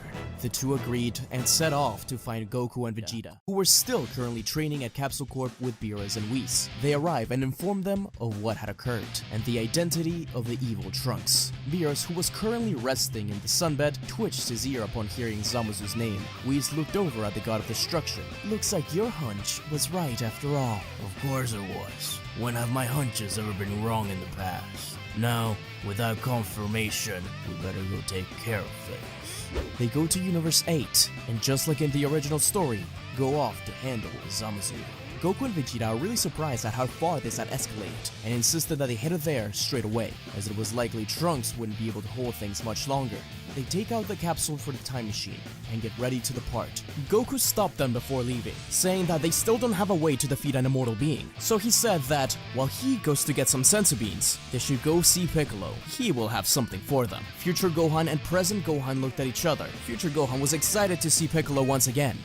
Piccolo's surprised to see two Gohans coming to him for advice, but he can't deny that he isn't happy about it. Future Gohan had spent a lot of time with Piccolo in heaven, so he isn't quite as surprised as he could be otherwise, but it was still a happy reunion, hugging him tightly. Present Gohan was weirded out by the fact that they hugged. Piccolo never hugged him like that. Piccolo said that maybe if he trained more, he would hug him more. He listened to the Gohans explain just what happened with Trunks, Zamasu, and Black. It reminded Piccolo of the time he terrorized Earth when he split in half. And back then, there was one surefire way to deal with this. The first time he was defeated, with the Mafuba, the evil containment wave. It was what kept his evil side sealed away for thousands of years, and if you can get that technique right, then it's pretty much 100% guaranteed to work. And obviously, this is just a last case scenario though. it could kill the user. Future Gohan is happy to learn from Piccolo after such a long time, and Piccolo is happy to have a Gohan that's more eager to train. Though of course, Piccolo also knows how important studying is to his pupil. Before they had to go, Piccolo smiled at Future Gohan as he handed him the Mafupa jar. Future Gohan thanked him for everything, and that even though he wasn't his Piccolo, he would always be fighting for him. Piccolo smirked, and then was surprised as Future Gohan hugged him. Piccolo placed a hand on Future Gohan's head and told him that he was his Piccolo, but that it was time to go and defeat the corrupted God. Unknown to them, as Future Trunks protected civilians from the wrath of Zamasu, a pair of beings appeared before him right before he was struck by a heavenly lightning, and they teleported him away. It was Gowazu and Shin, the Kaioshin from the past, who had traveled with the time ring into the future. They needed to do something about Zamasu. They couldn't just stick around in their present timeline and do nothing, especially with how Gowazu blamed himself with how Zamasu turned out. Trunks thanked them as he was healed, telling them that Gohan and the others should be here soon, and when they arrive back, they need to return to Earth and finish things once and for all. Our heroes arrived in the future once more. Both Gohans, Goku, and Vegeta all jumped from the ship and quickly flew over to the action. They arrived at the scene to witness Zamasu firing blasts at innocent civilians. They wondered what Future Trunks was when they heard the sound of teleportation behind them. Future Trunks, stronger than ever, all healed, accompanied by Zamasu and Gowazu. This was a pleasant surprise. Trunks nodded with a smile at his father and Future Gohan, as Vegeta shouts towards his son to fire a super Gallic gun. The two of them join forces as Future Gohan quickly rushes in and picks up some civilians as the corrupted Kai fires blast at them. Zamasu was hit by the Gallic gun, giving them some time as Trunks looks up at his mentor. Let's put an end to this and save our home, Trunks. A few tears left Trunks' eyes as he listened to these words. Gohan placed the humans on the ground, telling them to run away as far as possible. As Goku and present Gohan continued to combo Zamasu, Goku, Vegeta, and both future and present Gohan stepped forward. Goku and Vegeta transformed into their Super Saiyan Blue states, future Gohan into Super Saiyan 3, and Gohan utilized his ultimate form. Zamasu begins to laugh. Is this really the best you can do? Trunks really put his life on the line for this. He continued to laugh, which only infuriated Vegeta. He and Goku began to attack once more successful, landing more blows. Present and future Gohan also assisted and would join in on the onslaught. Zamasu was able to block the majority of the attacks, but he was taking more and more damage. But as expected, he simply healed as he focused on future Gohan. Why are you even here? You're a liability who's only holding everyone back. I'll do everyone a favor and wipe you off the face of this realm. Zamasu created a keyblade on his right hand, then rushed at Gohan, slashing him multiple times, but just before the blade made contact with his body, Goku rushed in between, pushing Gohan out of harm, but in doing so, he was the one who ended up pierced by the blade. Zamasu smirked before making a pose and causing the swords to explode. Gohan watched his father fall to the ground, coughing up blood in this brutal attack. See, you're just a liability, and you'll end up getting everyone else killed. Just like with the androids, they're always too weak to make a difference. Gohan felt crushed. Present Gohan shouted over at him, telling him to ignore those words, but he just couldn't. Vegeta looked at Goku, then yelled at future Gohan to get him off of the battlefield, as well as himself. Zamasu was right, and he needed to retreat. Gohan did as he was told, feeling nothing but shame. How was it that he was never strong enough to make a difference? This timeline was Trunks' and his. Both of them were useless. Shin went over to Goku. He broke the bean in half and gave it to Goku. That was enough to heal him. Future Gohan refused to stand aside and rushed forward. Trunks tried to stop him, but there was no arguing with his master. He cursed at the destruction. Even with their help, they couldn't do anything. Zamasu did something we did against Boo a long time ago. Suddenly, both Shin and Gowazu's eyes widened as Goku sat up from his wounds. Fusion! Shin nodded. You're right, Trunks, he exclaimed as he handed his earrings over to Trunks. Trunks stood up before yelling out at his own father, throwing over an earring to him, not failing to mention how it's not permanent. They'll be separated again in no time, as Gowazu explained to them. Vegeta caught it with ease, but his face didn't look too happy at this. Fuse with me, father. I need to be the one to put an end to this monster. Please, lend me your power to do so. Vegeta looked towards his son, clearly proud at how far he had come, no longer running from his problems and instead facing them head on. It's better than fusing with that oaf Kakarot. A bright light illuminated the dark world surrounding them all. Vegeta was born, The fused fighter took out his sword and pointed it at Zamasu, You're finished! rushing towards him and hitting him with a barrage of punches and kicks, then finishing with his signature move, Burning Impact, which caused Zamasu to explode in a similar fashion to Vegeta's dirty fireworks. Future Gohan had no idea what was happening now. What on earth was fusion? Zamasu fell on the ground, clearly hurt, but more so than that, he was frustrated and furious. He carried on to heal as he raised his hand, generating a giant key ball of energy. That's when Goku had a great idea. Hey old Kai, lend us your earrings too please. With no time to think, and though a little annoyed by the name calling, Gowazu complied and threw them over at Goku. Goku placed it on his ear, then yelled out, Gohan! Both Gohans looked back at their father and watched as the earring came their way. He did intend it to be his Gohan, but he didn't think it through when he did it. The giant energy ball was thrown their way, and Vegeta intercepted it by firing his own Super Gallic gun. A giant shockwave spread across the battlefield. All Goku could make out was a hand reaching out and grabbing the earring in all the confusion. And after that, another bright light that binded the two of them together. This time, Gokuhan was born. Or rather, future Gokuhan. Present Gohan really needed to work on his catching skills. Gokuhan jumped forward next to Vegeta and blasted out a Kamehameha as well, the two fusions completely overpowering Zamasu's attack and sent it straight back towards him, causing him to lose half of his body in the explosion. Zamasu started to shake with anger and began regenerating, only this time it was a disgusting purple slime-like substance that took the shape of his right side. Gokuhan raised an eyebrow. He must not be fully immortal now. Vegeta smirked, Which means it's our chance to take him down. Both father-son fusions powered up into Super Saiyan Blue. The fusions nodded at each other, with Gokuhan launching himself backwards. Zamasu tried to follow, but Vegeta wouldn't let him get close. The Son family fusion yelled over at present Gohan, asking him about a jar. Present Gohan looked confused at first, but then realized what he meant, looking inside the time machine and throwing over the jar they've brought from the present. The fusion shot him a thumbs up and placed the jar on the ground as he watched Vegeta fight, murmuring that strange incantation, and a bright, green, swirling wave washed over Zamasu, pulling him inside and towards the open jar. He was using the Mafuba. Vegeta fired off a final burning flash before rushing towards Zamasu and driving his sword further inside of him. The guy struggled but couldn't get out of it. Both him and the Saiyan fusion were getting dragged into the jar. The two of them kept struggling, then suddenly, both sets of father-son fusion split. They had used too much power. The Mafuba began dematerializing and its strength weakening before Gohan and future Gohan rushed in together to use the Mafuba once more. Vegeta and Trunks were defused too, and Trunks pushed his father out of the wave, then carried on driving his blade further into the Kai, holding him down and preventing him from escaping. You idiot! Don't you realize you'll be sealed in here with me? Trunks smirked, then powered up once more.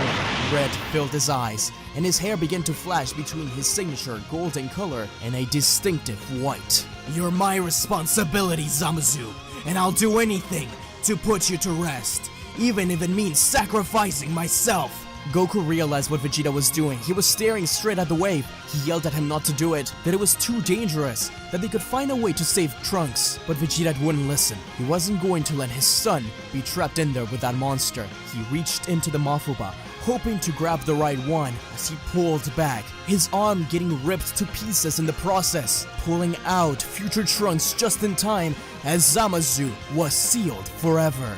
One final scream was heard before Gohan placed the lid and seal around the jar. Moments later, the pink cracks in the sky began to fade away, as did the clones that remained.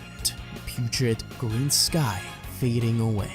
The earth and all its people were finally free from Zamasu's grasp.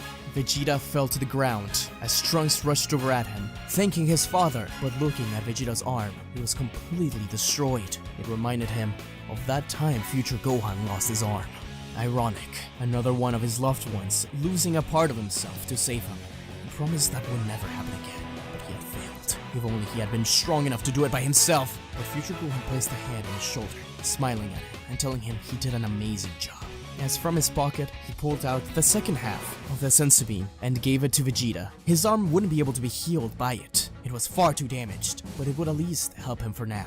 As Gowazu and Shin arrived to help him, The gang finally had a second to breathe, with Gohan and Trunks making a plan to go to Namek in order to restore Earth to how it used to be. Meanwhile, Gowazu would take the Mafuba urn to his god of destruction to deal with it. And so the team returned to the present. There, Beerus scolded future Gohan for messing with time and told him that he had to return to his future. But Goku jumped in the way, saying that not only had Gohan proven to be a formidable fighter, but they needed people for the Tournament of Power. Everybody looked confused at Goku. What did he mean by that? Beerus cocked an eyebrow, realizing Goku's idea. Perhaps he could in fact look the other way this one time. After all, he had been doing it with future Trunks for so long. If Gohan is willing to train and be part of the tournament, then he's allowed to stay a little longer. Everybody turns to look at future Gohan. He's unsure. He needs to go back to his future and restore it how it used to be. Future Trunks places a hand on his master's shoulder, telling him that he understands. But this is a time to relax, right? A chance to fight together, without the fear of the world ending. Goku coughed in the background nervously, but nobody paid attention to it. Future Gohan smiled at Trunks, then looked at everyone else. Goku, Vegeta, Beerus, Whis, even present Bulma, Piccolo, Kid Trunks, and that kinda looks like Goku, except smaller, and happy to see him. Was that his brother? Future Gohan's eyes widened as the two of them just looked at each other. Present Gohan grabbed Goten and carried him up to future Gohan, telling him that he technically has two brothers now. Goten looked amazed, then turned back to look at Trunks, who didn't seem very happy to not be special anymore. Future Gohan and Goten hugged each other. They couldn't believe it. Future Gohan in particular was excited for this. He wanted to get to know his little brother. For the first time in many years, he had felt peace. Trunks was right. This was a little bit of an opportunity to just relax. He'd get to know his brother, Gohan's family, everybody, but above all, get time to train with Trunks one more time, in preparation for the Tournament of Power. Next, what if Trunks stayed in the past? A week has passed since the events concerning Zamasu unfolded. Unfortunately, our heroes didn't have the privilege to rest, as the Tournament of Power loomed ever closer. During this short time frame, Goku had put together a team consisting of Vegeta, present Gohan, future Trunks, Piccolo, Frieza, Krillin, Android 17, Android 18, and of course, himself. Future Gohan wasn't too keen on the idea, but after some persuasion from Trunks and the sense of responsibility towards this timeline, he finally agreed. In the peaceful days leading up to the tournament, the Z Fighters trained rigorously. Krillin and 18 spent most of their time perfecting some combos, while Goku spent most of the time recruiting and fighting these new warriors, like 17 and Frieza, just like the original anime. Present Gohan and Piccolo spent their days engaging in grueling training with sporadic meditation breaks. Gohan had forgotten just how strict Piccolo could be, but he was happy to spend time with his master. In between spending time with this world's Chi-Chi and Goten, future Gohan also attends a few more training sessions. He had really missed training with Mr. Piccolo. It was during one of these sparring matches when present Gohan commented that he should pay a visit to the Elder Kai, as he would be able to unlock his potential. Future Gohan nodded in agreement and traveled to the land of the Kais with the help of Goku's instant transmission to undergo this sacred ritual. The Elder Kai was confused. Didn't he do this already? The Trunks from this timeline, as well as Goten, warmed up to future Gohan just like they did with future Trunks. Gohan especially took a liking to Goten. Goten was just happy to have a future big brother, just like what Trunks kinda had. One night, however, Goten innocently asked the future warrior why there wasn't some cool future version of himself, with a sword or cool battle scars. Gohan laughed at this strange compliments, but didn't want to insult the young boy's intelligence with a lie. So he explained how their father had died very early in his timeline, meaning there was never an opportunity for their parents to have another kid. Goten sighed and mumbled a quiet, "Oh." Gohan could see the sadness in those eyes. But you know what, Goten? I think that just makes this timeline of yours even more special. It's the only one to have you in it. And I'm very fortunate that I got a chance to visit here and meet you and the rest. The Gohan of this universe is extremely lucky to have a brother like you. Goten's face lit up at this response, and he hugged his future brother. Wanna help me train some more? Do I ever?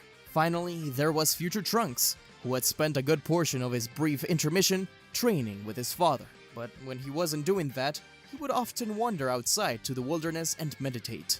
taking in his surroundings and letting himself be at peace and alone for once, as he knew this tournament could mean the end of everything as he knew it. He was truly blessed to have been given not only a second chance to save his own future world, but the chance to meet and connect with not only the past version of his father, Goku and Gohan, but even his own master.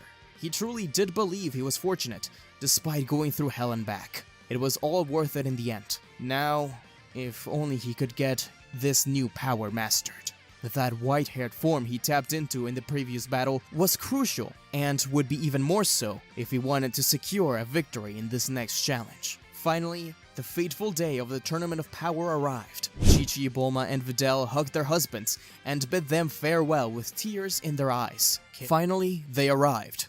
The Universe 7 competitors all looked between one another, emotions ranging from apprehension all the way to excitement. It had seemed that the future warriors' attitude and seriousness had had a small impact on the present timeline's heroes, as this world's Goku and Vegeta seemed to be slightly more focused and were taking this tournament seriously. Zeno appeared before Goku and expressed how excited he was to see Goku's fight. All the teams were transported to the arena, and the Grand Priest gave a short speech, giving an overview of how the tournament and its rules would work. The Gohans go over their strategy once more. They would try and avoid fighting alone at all costs, and make sure that there's always another teammate nearby in case things go south. The 8 universes stare each other down in an unnerving silence as the countdown begins. And with that, Zeno announces the start. Immediately, Ki Blast and energy attacks litter the tournament stage. All that could be heard was the sounds of air whipping around as punches, kicks, and blast slides through. Future Gohan and Future Trunks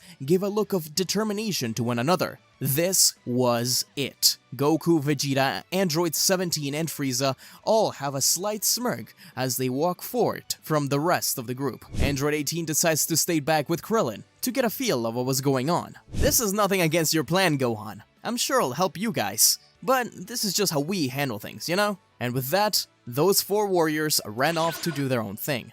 Present Gohan facepalmed. What did you expect?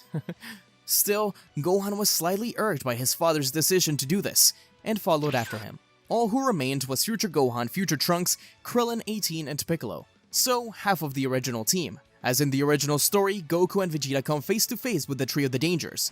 But unlike the original story, they have Gohan there too. Together, the 3 are able to take them all out, and expend less ki as a result. They pushed the 3 of them from the ring, and with that, the Universe 9 warriors were eliminated. And soon enough, so was the whole universe. The Grand Priest announced this, as Universe 9 was erased. It was at this point that reality really set in for everyone. This was life or death. Meanwhile, the group left near the starting point are taking out warriors left, right, and center. Seems like Gohan's plan was very efficient. Too bad present Gohan wasn't here to see it in action. Suddenly, a long, dark green arm reached forward from the dust clouds. The arm grabbed Future Gohan's gi, and suddenly another one appeared, landing a punch squarely on his chin. Gohan knew to expect some strange techniques and moves, but he wasn't expecting that. It reminded him of training with Mr. Piccolo. Wait a second. Is that what I think it is? He looked towards Piccolo, who was already looking at him. Both warriors then turned their attention to the dust clearing. Stepping out from it came 2 Namekians, as well as one much shorter, slender figure. Kaba. Kaba greets Trunks and then states that he would like to pit himself against the future warrior since his father, Vegeta, had helped him mentor too. He felt like it would be a worthwhile battle for the both of them. Trunks accepted the young kid's request, as he was also curious to see how much stronger he had gotten since the Universe 6 tournament. The U6 Saiyans seemed to possess astonishing growth, even for Saiyans. He smirked inwardly, as if he knew that since their last encounter, he had discovered an unbelievable power which even put his own dad's and Goku's to shame. In the meantime, Piccolo and Future Gohan were approached by 2 Namekians, who also revealed themselves to be from Universe 6 like Kaba. They also explained how they alone were the culmination of every Namekian from Universe 6, as they had to perform fusion in order to deal with a planetary threat. Piccolo was extremely impressed at their strength, as well as just amazed at what his race could accomplish when pushed to their limits. He and Future Gohan accepted this duel. The two Saiyans clashed, evenly matched right now. Neither of them had transformed just yet. This back and forth of kicks and punches continued until Kaba burst out into Super Saiyan. Trunks smirked and transformed into Super Saiyan 1 as well, causing the sleeves of his jacket to rip. Once again, the two Saiyans traded blows. Trunks ended up powering up into Super Saiyan 2 to handle Kaba. It was strange, but it seemed that the Universe 6 Saiyan's potential was far greater than their own. But it didn't matter to Trunks. He was still stronger and far more experienced. Kaba was at a disadvantage, but he was able to still keep up. Trunks flipped back before powering down completely. Kaba was confused, but then he began to feel an enormous ki surge erupting from Trunks, and watched as a transparent-esque white ki enveloped him. This isn't a Super Saiyan transformation. It's much stronger. Kaba braced himself as Trunks once again rushed towards him and punched him hard on the chest. Kaba was winded by the blow, but still managed to fight back, firing ki blast at him and then flipping backwards to gain some distance. The two continued the battle, as Kaba was pushed into Super Saiyan 2 out of pure frustration and the need to be more powerful. Kaba looked over to Trunks, then began charging a Gallic gun. Trunks responded accordingly with his own Gallic gun. Once both beams were fully charged, they launched them at each other, giving it their all.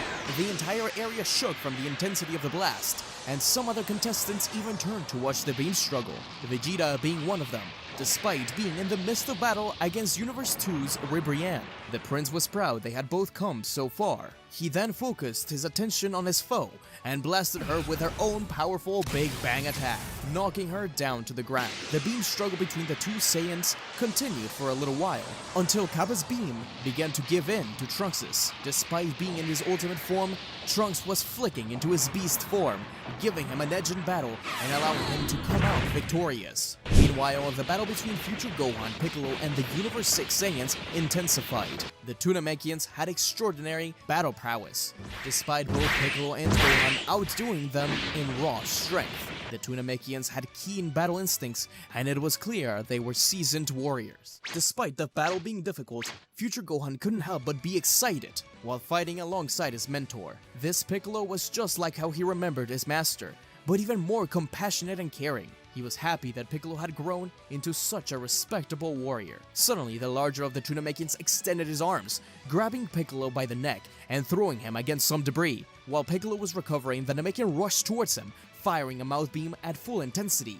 Future Gohan couldn't think, he just knew he had to stop the blast from hitting his master. So the future warrior threw himself before the blast, shielding Piccolo from the deadly beam.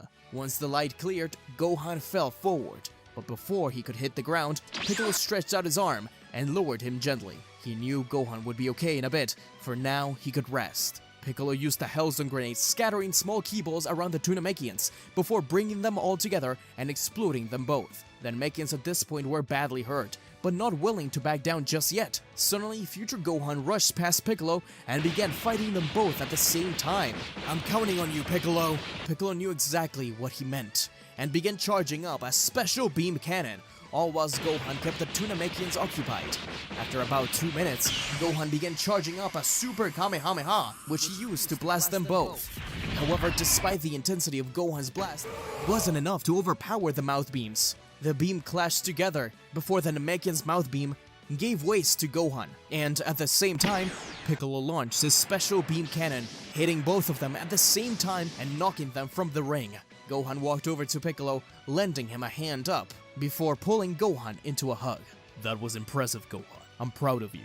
And I know future me would be proud too." The tournament continued just like the original story, and as time went on, more and more contestants were knocked off the stage. Goku even approached Jiren, and the two engaged in heated combat. Goku was obviously outmatched, both in speed and power. Beerus and Shin watched the battle play out at the edge of their seats. Seeing Goku struggle this much was something they had never even begun to imagine was possible. It was a tough pill to swallow. This was an impossible battle. Goku was growing tired and fast. Some of the other contestants had stopped their fight, all to watch this play out. Everyone had unanimously come to the conclusion that Jiren the Grey was the most powerful warrior here, so learning his battle techniques and fighting style would be crucial. Goku and Jiren continued the fight until Goku flipped back, gaining some distance between the two. The Saiyan then raised his hands towards the sky, the spirit bomb grew in size as more warriors lent their energy, until it was finally ready. Goku transformed into Super Saiyan Blue, using his Kaioken times 20 and hurled the ball down, but Jiren did not move. He didn't even react. The arena watched in anticipation as Goku's presence seemingly disappeared as the ball hit him back. Both Gohan stopped what they were doing and tried to lock onto their father's presence, but it was no use. Trunks and Vegeta both stopped as well. Was Goku gone? Suddenly, a bright light erupted from the crater left behind by the spirit bomb. Goku stood there, surrounded in an intense heat and some strange aura. No one knew what this was, but Goku rushed Jiren and continued their battle. Only this time, his movements were completely different. Jiren wasn't able to land one blow, and the tides of battle were turning.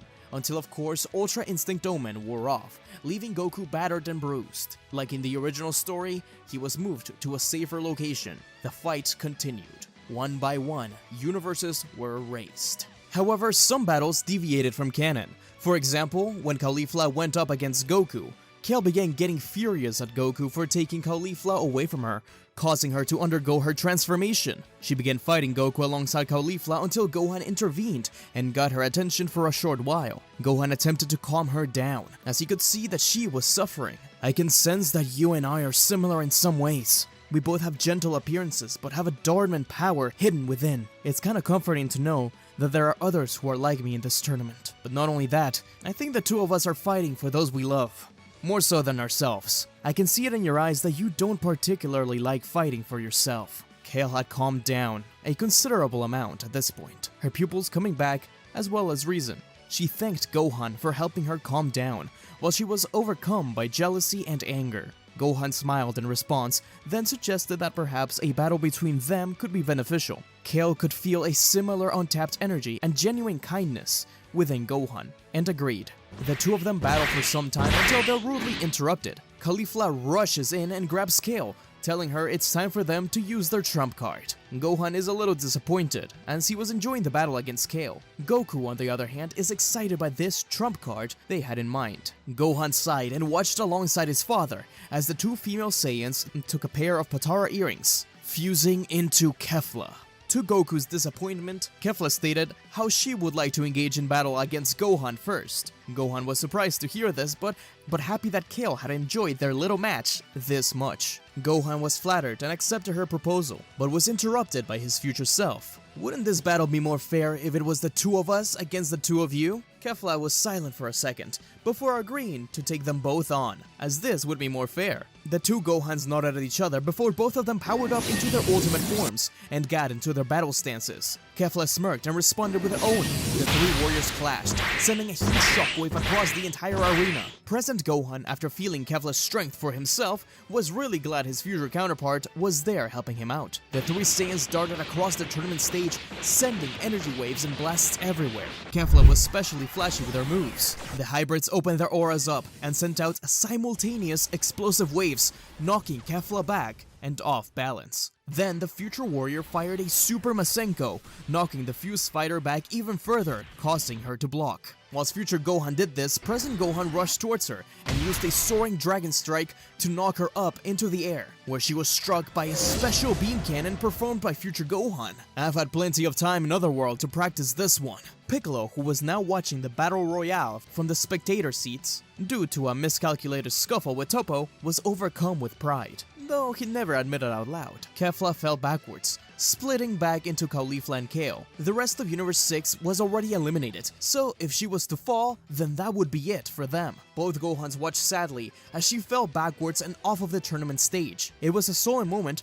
for all the Universe 7 contestants. Beerus looked over at his brother, Champa. He wanted to tease his twin, but he couldn't find the heart to do it. Champa, however, wasted no time in taking the moment and doing just that. The end of the tournament was approaching quickly. Piccolo and Krillin were the only eliminations from Universe 7 so far. Both Gohans, Trunks, Goku, Vegeta, Frieza, and 17 remained. Frieza was nowhere to be found. The androids were together and had just taken care of Anilaza with the help of Goku and Vegeta, who was still recovering from his earlier battle against Jiren. Jiren himself sat meditating in the middle of the stage. Toppo, on the other hand, made his way to the androids, who were now alone again, as Goku and Vegeta had rushed off to take out different opponents. Toppo was a formidable foe, for 17 and 18, who were finding it difficult to counter his hard-hitting moves. Sure, they had superior ki reserves, but that wouldn't be useful if they couldn't get through his defenses. Suddenly, Toppo rushed 18, grabbing her by the face and throwing her towards the edge. 17 could only watch as his twin was eliminated, or so he thought. At the last millisecond, an orange-clad warrior swooped in, catching the blonde android.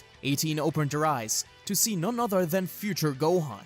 I may not like you guys, but I'm not gonna allow our universe to lose. I'm willing to get a better opinion of you two. You can't really blame me though, since, you know.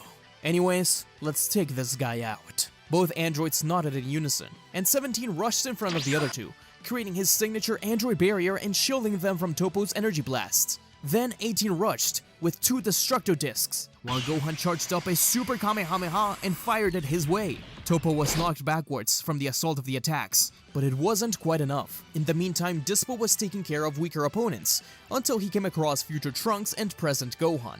Sure, Dispo was strong, but against both Mystic Gohan and Mystic Trunks, he was pretty outmatched. The two hybrids took the chance to take out the speedy Pride Trooper once and for all. Dispo rushed towards Gohan, who smirked as his afterimage vanished, and Trunks appeared out of nowhere, putting his leg out and tripping the Purple Rabbit, who shared a strange resemblance to Beerus, hurling him straight out of the ring.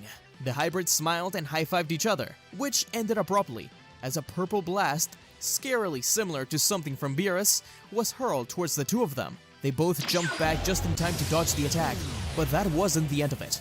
As soon as they jumped, a large figure enveloped in purple ki rushed towards them and launched a devastating left hook at present Gohan, sending him flying from the arena and off into the void. He was disqualified. Trunks glared at Toppo, but something was different. He was surrounded by a dark purple aura. Was he a god of destruction now too? Future Gohan and the androids, who were bruised and battered, rushed to Trunks. After seeing the disrespect they showed to Dispo, Toppo became enraged and proceeded to transform into this state, abandoning his fight. Future Gohan was pretty annoyed by this and called Toppo out on it, but the once calm Toppo was now seemingly filled with deep rage. He glared at the 4 warriors, announcing that he'd put them down for good. They clashed and fought for a while. This was definitely the most intense fight they had been on today.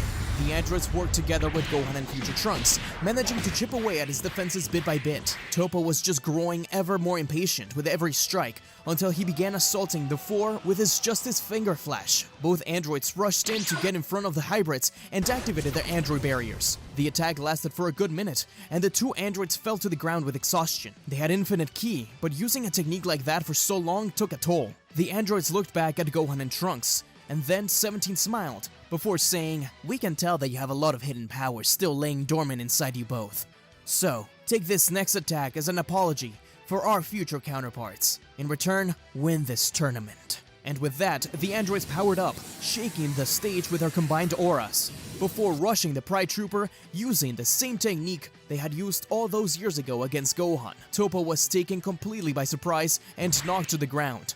The androids then grabbed the God of Destruction in training and dragged him off of the arena alongside themselves. Trunks and Gohan were speechless, and they thanked the androids for their sacrifice. They promised they wouldn't let it go to waste, powering up again into their mystic form, and setting their sights on Jiren, who was now facing their fathers. They were holding their own against the Pride Trooper, but it was clear that they were running out of stamina. The younger Saiyans rushed their way, firing a Masenko at him.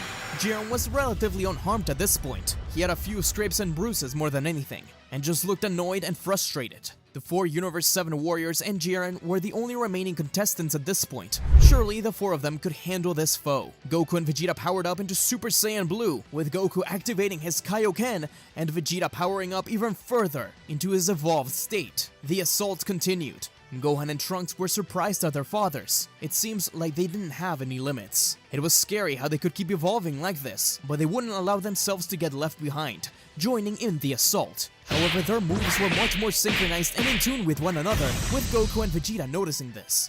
Vegeta began his final impact, while Goku rushed in with his meteor combination. Jiren was overwhelmed at being attacked from both sides simultaneously, and took considerable damage. Once the assault was over, Jiren reached to his sides, grabbing both warriors by the collars, and spun them, flying to either end of the ring.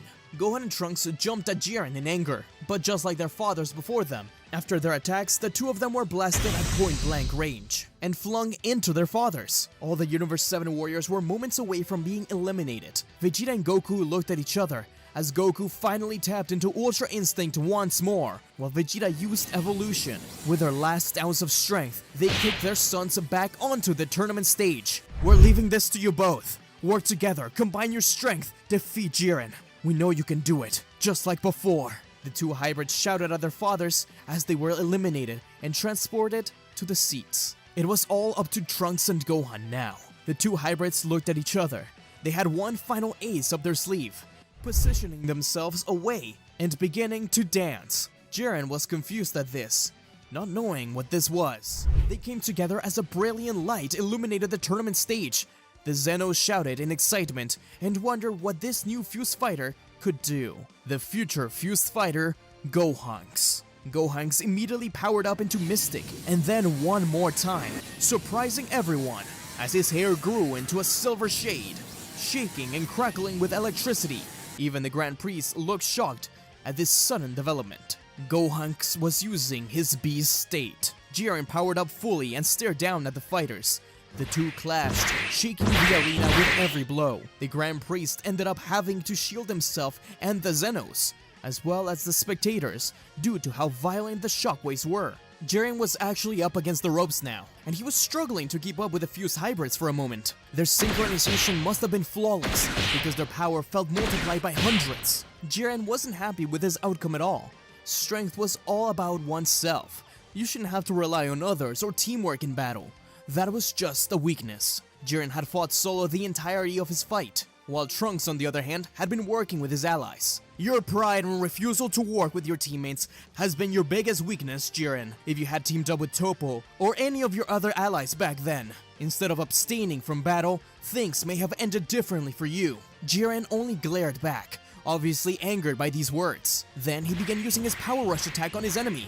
Gohanks took every single hit. The smoke cleared, but to everyone's surprise, Gohan simply jumped back, brushing off his clothes and stretching out his back. Was that all? The crowd was silent in disbelief. Then, a voice cut through the silence. Trunks, Gohan, do it now! Gohan smirked and dashed towards Jiren, punching him squarely in the face with his soaring dragon strike, which sent him up in the air. Then the hybrid fusion began charging a powerful special beam cannon, only something was different. He looked upwards towards Jiren, then pointed his finger up to the sky, sending out a special beam-like attack. Only it was much larger and encased in a burning aura. Special burning, heat dome attack! Jiren was hit by the enormous burning dome of ki, which enveloped him and the stage in its entirety. When the light finally faded, Jiren was seen falling off of the tournament stage, and Gohanks was nowhere to be found. Instead laid Gohan and Trunks, exhausted and battered. It was finally over, or so our heroes thought. As the dust from the final attack settled, a golden figure stepped out from behind a large piece of debris. It was none other than Frieza. Before anyone could react, the Cold Tyrant picked up Gohan and threw him off of the edge, eliminating him in an instant. Trunks couldn't do anything but watch in horror as Gohan was so easily taken out. The lavender-haired hybrid tried his hardest to get up from the floor, but he was too battered and beaten at this point. Frieza laughed smugly as he looked down at Trunks. Do you really think I've forgotten what you did to me all those years ago? You're the one who ended my life after all. You humiliated me and took everything from me that day. Trunks was stunned. Had Frieza really been holding on to that grudge this whole time? I mean, now that he thinks about it, that was completely in character, to be honest. Trunks only glared back at the Emperor. I just wanted you to know that. And that I could have ended you if I wanted to. I don't care for this tournament though. I know I'll have my wish granted. So, have yours. And with that, Frieza hopped off the stage, eliminating himself from the tournament and crowning Trunks as the victor. Trunks was still in utter shock at what just happened. The Grand Priest congratulated Universe 7, who were the only remaining spectators in the entire multiverse. Then, the Super Dragon Balls were brought together, and after the Grand Priest uttered his magic words, Super Shenron was summoned. Trunks suddenly found some strength and stood before the dragon, who was towering over the entirety of the tournament stage. His head alone was larger than the entire arena, and with an audible gulp, Trunks began to tell the dragon his wish. I wish for all the erased universes to be restored. The dragon's eyes glowed a deep crimson as the wish was finally granted. Universe 7 had won the Tournament of Power, and everyone began to say their goodbyes. Jiren now understood the importance of teamwork, and he promised to fight them all together as a team. Next time they encountered each other, Kale and Caulifla wanted to learn more from Goku, Vegeta, Trunks, and Gohan, making them promise to visit them in planet Sadala one day. Kale in particular wanted to learn from Gohan. Well, both of them. The celebrations began, with 17 excited to leave and return home. But before he did, future Gohan stopped him. He didn't know what to say. No words would come out. The face he was looking at was the face that killed him. A face he hated. But he turned to see Android 18, playing with Marin and Krillin. Things were different in this universe. He just had to accept that. Future Gohan nodded at 17, who simply smiled and told him, yeah, take care of Trunks. You're the only two that really understand each other. I know what that's like. I have that with my sister. I'll see you. Android 17 departed, with Gohan taking a deep sigh and turning back to look at Pan, Videl, Gohan, and future Trunks, before his father brought him into a headlock, telling him, well, you guys won us the tournament, but that doesn't mean your training is done. Come on! Me and Vegeta are about to go have a fight. Future Gohan rolled his eyes, but he knew from the expression Trunks had that their adventures weren't done just yet. Only a few months passed by when the Earth was greeted by a new enemy. Frieza had returned to Earth once more. However, this time he wasn't alone. With him was a Pharaoh Saiyan and his father, named Broly and Paragus, respectively. Our future heroes don't play too much of a big part in this story arc, but they do sense the incoming battles. They eventually make their way to the Arctic, and they, instead of Frieza, take care of Broly, while Goku and Vegeta go off to fuse. Vegeta specifically tells Trunks to let them handle this, so he doesn't use his beast form. Even so, he tries to coach Broly into controlling his angry power, as does future Gohan. He's always struggled with his emotions himself, and he wants to help Broly through this, but it's clear that this monster is way too far gone. He wonders if this was his and his present counterpart's destiny, an angry ball of rage, but he's felt the beast power within him before, and so has present Gohan. If they were pushed to that limit, angry just like Broly was, could they tap into it? They're much more in tune with their emotions than ever before, so if they could obtain that power, they could surely protect Earth forevermore, and not have to rely on Goku and the others all the time, not even Trunks. And that's what future Gohan wanted more than anything, to let Trunks rest. He's gone through too much for his sake. He does, however, want to help Broly through it eventually. If he can understand himself, he can help Broly do it too. But with the combined effort of Goku and Vegeta fusing into Gogeta, this threat was defeated, and it seems like they gained an ally in Broly along the way. And once again, a small period of peace returned to Earth. That's really Goku and Vegeta's story, so Trunks really isn't that involved. President Gohan focused on his studies, as he was completing some breakthrough research on a new discovery in ant species. Future Gohan remained focused on his martial arts and lived in solitude, near where Piccolo lived. Future Trunks also kept a tight training schedule, training with his father some days, helping Goten and Trunks train others, and of course, training with both Gohans, but mainly future Gohan, given how busy the other one was recently. It wasn't long till this moment of peace was interrupted again. The Galactic Patrol had come to Earth looking for Majin Buu's egg, but they soon realized that Majin Buu was no more. He had been defeated by Trunks and Gohan many years ago, but they needed help against Moro. Without much of a choice, Jakku informs Miras about Goku and Vegeta, thus requesting their help. No one expected anything serious to come of this, but after some time passed, unknown to the Z Fighters, Goku and Vegeta would face their greatest challenge yet, a wizard named Moro, who had been freed from his prison and now traveled to Namek in order to gain his youth. Most Namekians perished during this conflict,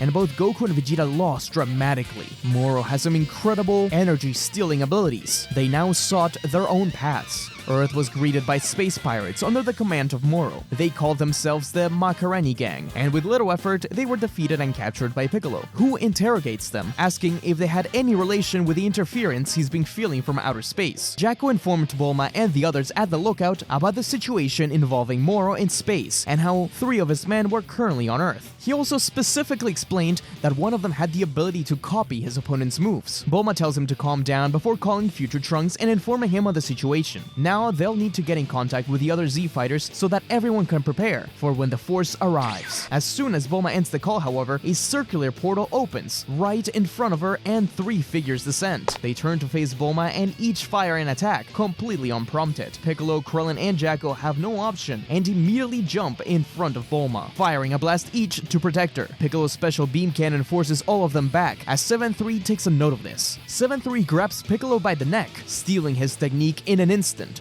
before firing a special beam cannon right at him. 7-3 follows up by extending his arm and punching Jacko, causing him to go flying off the lookout. Both 7-3 and Shimoreka give chase instantly. Krillin attempts to assist too, but is grabbed by Yumba. 7-3 takes on Piccolo, whilst Jacko takes on the small but deadly Shimoreka. Gohan arrives and saves his master. Gohan begins single-handedly beating on 7-3, evading a Hellsong grenade before proceeding to knock the android down. Frustrated, 7-3 digs deep into Piccolo's arsenal and begins to grow in size, utilizing the great Namekian technique. But even this seems to be futile on 7-3's part, as Gohan finds his attack even easier to evade, and while he's flying around the Titan, he begins to charge up a super Kamehameha. Gohan suddenly appears before the towering android, unleashing the attack at full force. The beam is about to reach him when suddenly the android reverts back to his usual size, saving himself, opening out his palm and absorbing the energy with ease, thanks to Moro's technique. Everyone is baffled at what they see, and Jacko fills them all in,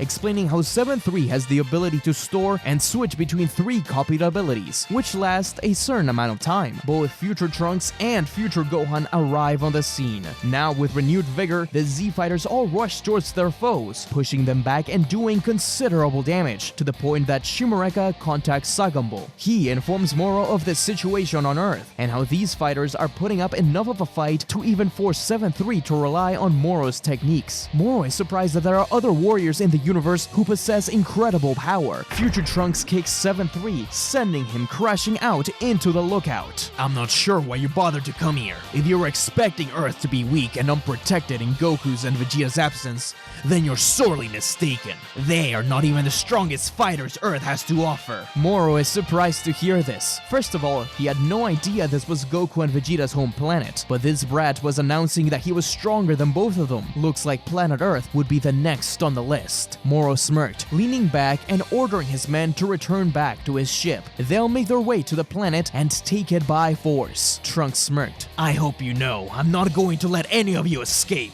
Before anyone could react, Trunks burst into Beast and rushed forward, blasting at point-blank range at the unsuspecting Shimoreka, obliterating him in an instant. 7-3 looks as calm as he usually does, though as he begins to open a portal to make his escape, Yumba jumps through, but is stopped halfway as he's grabbed by Trunks. He proceeds to throw him towards the sky before firing a red beam, finishing him off. 7-3 turns back, only to be met by a fist, sending him into the control panel at Moro's ship. Both Gohans rush off, following Trunks through the portal and into Moro's spaceship. Seconds before the portal closes for good, Piccolo and Krillin look on in shock, unsure of where they ended up. Moro turns back to see what all the fuss was about, not expecting to see the Earthlings. He looked at Trunks. He certainly wasn't exaggerating with his power.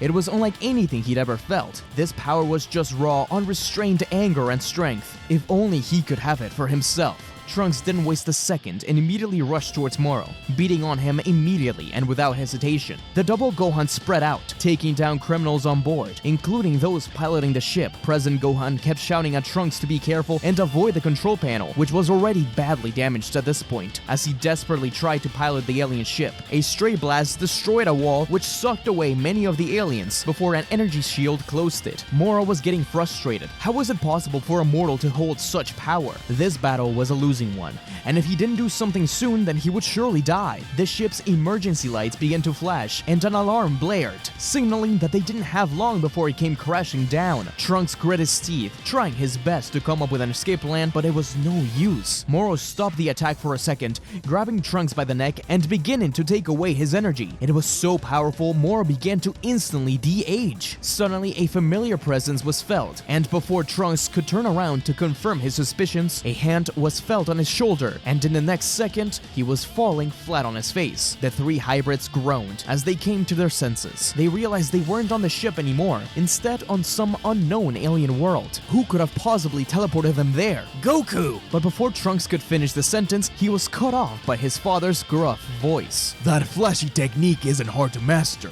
if you put your mind to it. Father? Trunks ran over to him, thanking him for getting them out of this situation. Any later, and it would have been too late for them. Hopefully, that crash was enough to finish off Moro, but they doubted it. Meanwhile, back at Moro's ship, or rather, what was left of it, there remained but two survivors, Moro and 7-3. Everyone else had more or less died, not from the explosions or the Z-Fighters, but from Moro. Only seconds before the ship exploded, Moro had absorbed all of their ki and used magic to create a protective barrier to shield himself and 7-3 from the explosion. After all, 7-3 would be essential for his future plans. However, those plans would be on hold for a while, as now Moro had to acquire a new ship and men. Back on Yardrat, things weren't much better. President Gohan approached Vegeta, asking him to take him home with the instant transmission, but Vegeta refused. If he wanted to get home, then he'd have to train and find out how, leaving the three hybrid Saiyans stranded there. Both future Gohan and Trunks didn't necessarily mind, as it was the perfect time to learn new techniques and improve ki control. Present Gohan, however, had an important presentation the very next morning and had no way of contacting Videl nor Little Pan. They're gonna be worried sick. He was excited to show it to the world, but especially Pan. Despite not being a fan of studying, she had taken a big interest in her father's research for insects. Gohan closed his eyes and let out a frustrated sigh, agreeing to stay there and train with the others, but on one condition. He wanted to learn the instant transmission first and foremost, and have Pibara tutor him. So just like that, Pibara acquired 3 new students, all of which showed just as much dedication and promise as Vegeta. The others went about their ki control training, and as promised, Pibara was ruthless with Gohan, not letting him catch a break nor rest until he had perfect timing in the technique. A day passed by, and the others woke to find a sleep-deprived Gohan still going at it. To their surprise and to Vegeta's dismay, Gohan had actually progressed a lot and was able to teleport Pibara and some Yardrians. Gohan growled in frustration as this wasn't enough, and he only had 30 minutes before his presentation. Pibara walked over to him, telling him to calm his mind and envision those close to him and the emotions he felt thinking of them. An emotional link can be help. Gohan did as told and focused on his father and mother. Then back on Videl and Pan, and just like that, he was gone. Pibara was lost for words. He thought that Vegeta had made excellent progress compared to Goku, but this was something else. Guess Gohan really had a knack for that sort of stuff. Gohan made it home and completed his presentation, and the others continued their training on Yardrat. Present Gohan would also drop in periodically to continue his Yardrat training, and was now the designated teleporter. Meanwhile, in the far reaches of space, Goku and Miras continued their training in the Galactic Patrol's time chamber. He was making progress in mastering Ultra Instinct, and Miras was learning more of what it meant to be mortal. Moro, on the other hand, after acquiring a new ship, was in the process of traveling through space, devouring planets and people, trying to find more men, his final destination being Earth. 2 months had passed by, and it was finally the fateful day for Moro to attack Earth. Jacko had been keeping tabs on Moro's location with help from the Galactic Patrol. It wasn't exactly difficult to track a being who ate planets after all. Jacko alerted Vegeta and the others on Yardrat, so they teleported back home. Moro's ship appeared from behind the clouds and descended slowly to the ground. Out from within it came Moro alone. There were a few men accompanying him. Trunks glared at Moro, confused that why 7-3 wasn't with him. Moro simply smirked, before commanding his men to rush at the Z-Fighters. As expected, the Z-Fighters took care of the men with ease in no time at all. Trunks made his way through them, closer and closer to Moro, until he felt a chill down his spine, an unfamiliar pressure around his neck. Gohan called out, pointing at Trunks. It was 7-3. He appeared right before his very eyes, his hand around Trunks' neck, putting 2 and 2 together. Present Gohan concluded that he must have absorbed some technique that allows the individual to camouflage himself and disappear at will, as 7-3 now had the ability to tap into his beast power, something the Z-Fighters were not prepared for at all. Their time with Pibara was largely spent training in new techniques, but also getting to understand this beastly power, controlling it with a calm mind. Now 7-3 had that too. Trunks swung his fist back at the android, hitting him in the face as he turned back invisible. He proceeded to slip away. Piccolo shouted for everyone to keep their guards up, but it was futile. The Namekian had his powers copied the very next second, just like Trunks. He finally reappeared before the Z-Fighters, bursting his aura open and tapping into Beast, enveloping wrapping himself in a deep purple aura. He began to grow in tremendous size, utilizing the stolen Namekian abilities. Future Gohan began to speak. "Me and Piccolo will handle this. The rest of you take out the remainder of the men in the meantime." As the two of them began to grow in size, matching 7-3, while on Yardrat, Future Gohan had trained specifically in the gigantification technique. Seems like this would be particularly useful in this battle. Piccolo and Gohan charged forward, launching a coordinated assault of punches and kicks. After a while, the android got used to the size and the weight of his movements. Piccolo growls in frustration, firing a special beam cannon at his face. The android simply swats away, proceeding to fire his own. They narrowly avoid the twisting beam, but a mountain explodes in the distance. Vegeta and Trunks in the meantime approach Moro, who had been watching the battles commence around him. Both father and son had gained so much experience in ki control, as well as a handful of other techniques, which they can hopefully utilize against this magician. Moro taunted the Saiyan family, but Vegeta ignored his advances and instead rushed forward in unison with his son. The two had worked on their coordination and teamwork while on Yardrat. As they closed in on him, Trunks suddenly created 3 key construct clones. Moro raised an eyebrow with intrigue and readied himself to block as he was struck by 5 fighters. Trunks smirked before bursting into Beast. Vegeta responded by transforming into Super Saiyan Blue Evolution. Moro flipped back,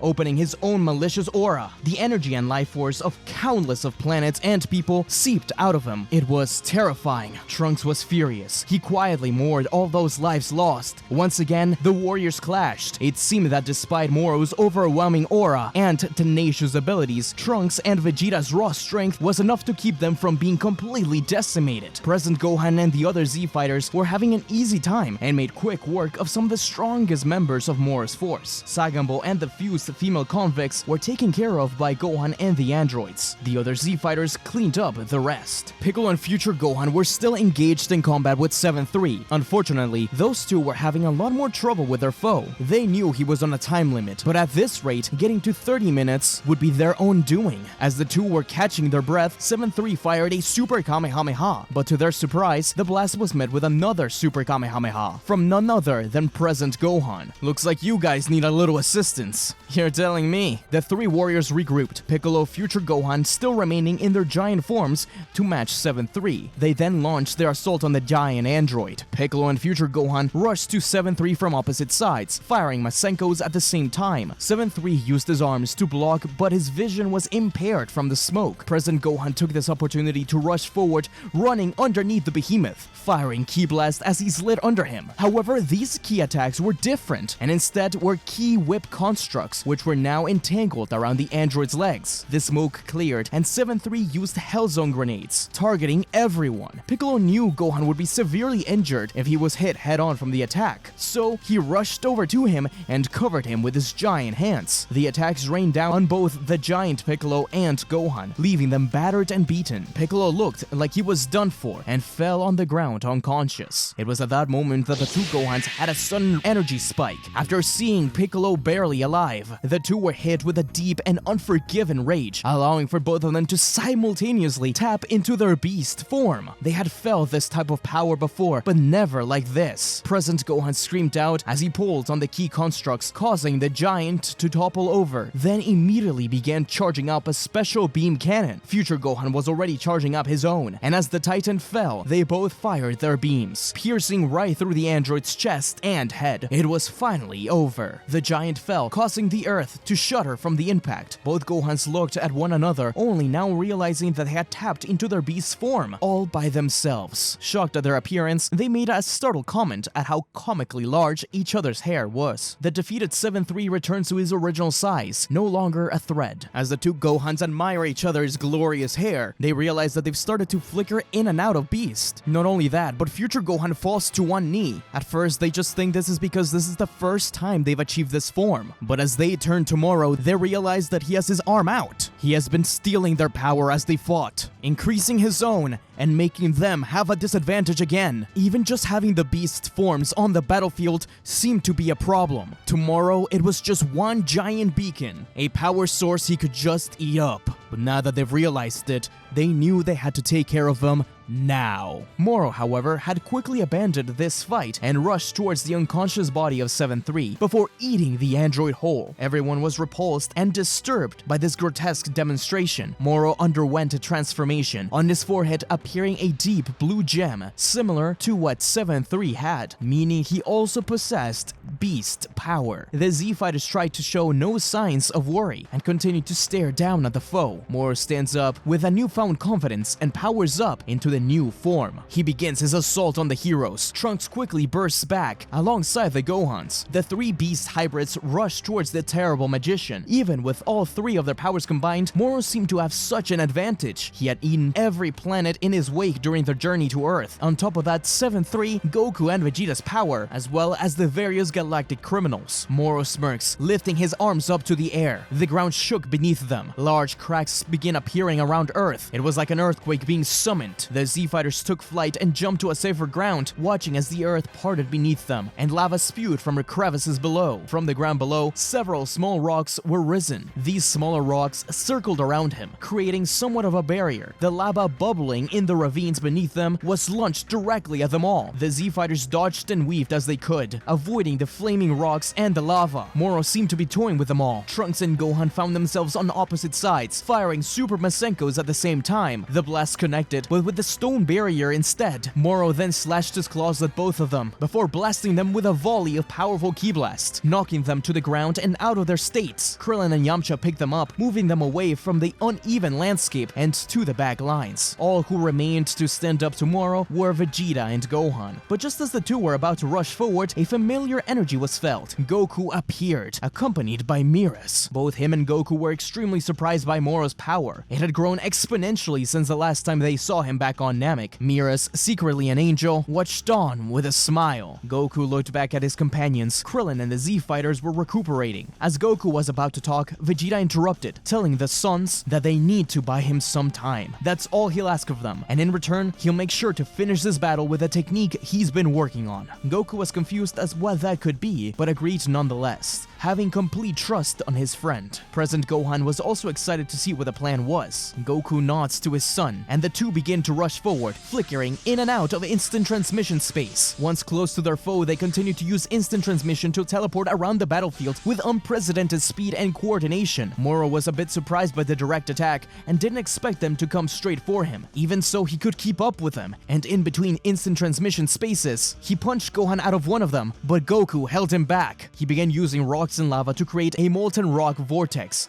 which was fired towards the heroes. Luckily, they were able to dodge it, but one of Gohan's spikes was burnt clean off. Once close enough, Goku launched a meteor combination, which Gohan followed up with a soaring dragon strike. Both connected, but it wasn't enough. Moro fired a finger beam at both of them before starting his own combo, sending them flying away. The three continued the battle, Moro utilizing the elements around him as well as demonstrating his seemingly infinite energy. Goku and Gohan did their best to dodge the onslaught of attacks, and in the rare instance, launched their own. The damage they were inflicting was nothing to the beast, but it was all they could do. Gohan was finally knocked to the side, and Goku was left by himself. All he did was dodge, showing off the mastery of Ultra Instinct. But even if he could dodge most of Moro's attacks, Moro's speed and power were such that a single strike signified a lot more damage. But this Goku had trained a lot longer alongside Miras, so he continued to distract him. He wanted to buy Vegeta time. He wanted to see what this new technique was all about. In the meantime, Vegeta had gone over to Trunks, helping the boy up. Trunks was exhausted and had nearly depleted all of his ki, but he wasn't about to back down yet. Vegeta relayed his plan to Trunks, who was shocked by the suggestion but nodded in agreement. Goku continued to dodge around,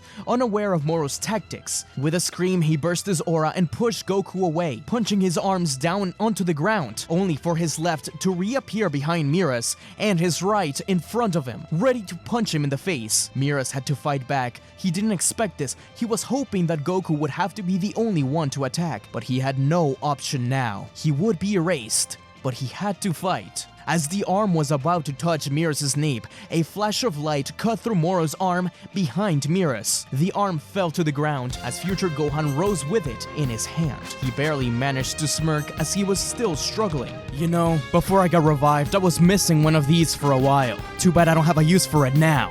The amusing joke was followed up with an explosion of ki.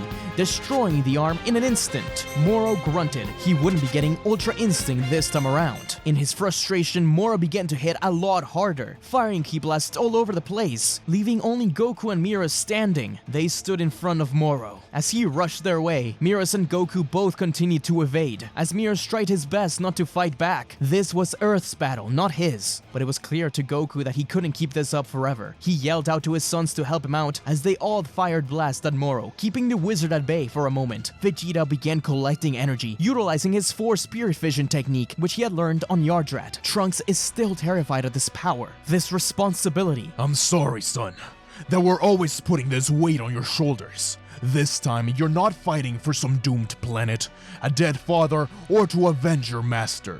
You're fighting to protect your world, your loved ones, your timeline. This is your home now. Pick up that broken sword. Be the hope for the life you've built here. The combined power of the Z Fighters, which he had been siphoning off, swirled around Trunks, who was now grasping the broken sword. Even far beyond, it began to materialize in the form of a blue blade, as it wasn't just the energy of the Z Fighters, but the hope of the planet Earth, which was now dying under Moro's power that was entrusted upon Trunks. Goku gave his energy, Miras gave his energy. Even far away, a young boy heard the cries, sending his ki. Goku fell before Moro as the mage walked towards him, ready to finish the Saiyan off for good. Trunks' eyes burned with determination as he burst back into Beast before walking towards Moro. Goku's eyes widened, proud to see not only what Trunks had accomplished, but the way Vegeta had acted. When he exclaimed he had a new technique, he never expected it to be one of support. He just assumed Vegeta wanted the win for himself. But Moro continued to fight back. He rushed towards Trunks. Even Goku got in the way, blinking in and out of Ultra Instinct, just so Moro would attack violently. Goku kept on dodging and dodging, until finally Moro landed a hit. But once Goku fell to the ground, Moro looked up. Trunks was gone. He wasn't there anymore. "Hey, Moro!" The wizards turned back as a clean sword strike burned across him, cutting him in half. Trunks continued to swing his sword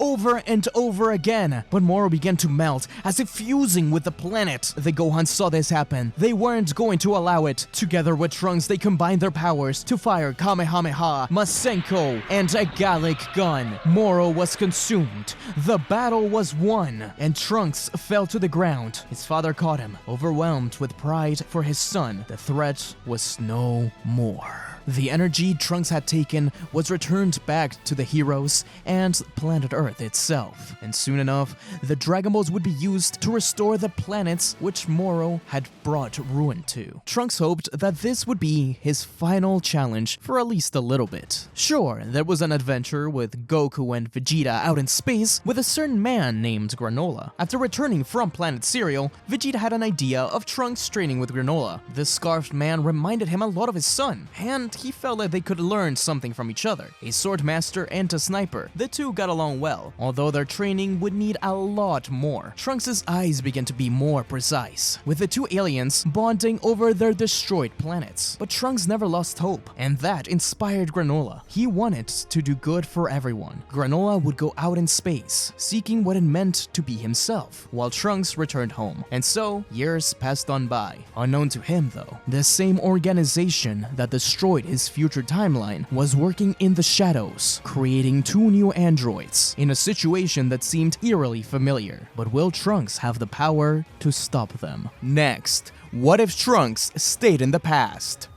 The Z Fighters had recovered from the deadly battle and once more found themselves in a state of peace. Goku and Vegeta remained vigilant with their training, spending the majority of their time at Beerus' planet as usual. This time, they were accompanied by Broly. Present Gohan and Piccolo also kept up their training. Piccolo more so, as Gohan was on the verge of a new discovery, what he dubbed as being the Saiyans, and spent the majority of his days cooped in his study. The future fighters likewise kept training, frequenting their original future home, ensuring future Bulma was okay and there was no threats to Earth. Sometimes they would live there for months, but Bulma always encouraged them to return to the past, as she could tell that was truly their home. When in the past, Trunks lived at Capsule Corp, and Gohan stayed at a small capsule house, courtesy of Bulma, in the mountains near where Piccolo lived. More often than not, it was Pan and even Bra who could be found with the 2 future boys, as the 2 other Saiyan boys had school and some secret superhero obligations to tend to. According to little Bra, future Trunks was way cooler than her own brother. Pan didn't hold the same thoughts about her future father, but she did enjoy the fact that this version of him had much more free time to spend with her. Present Gohan was aware of how much time Pan enjoyed spending with his other self. On one hand, he loved how his daughter had a companion when he was caught up in research, and he knew how his counterpart had been stripped of having this future. So he was thankful he could let him experience a small glimpse of this life, not an angry or violent pain, but a sadness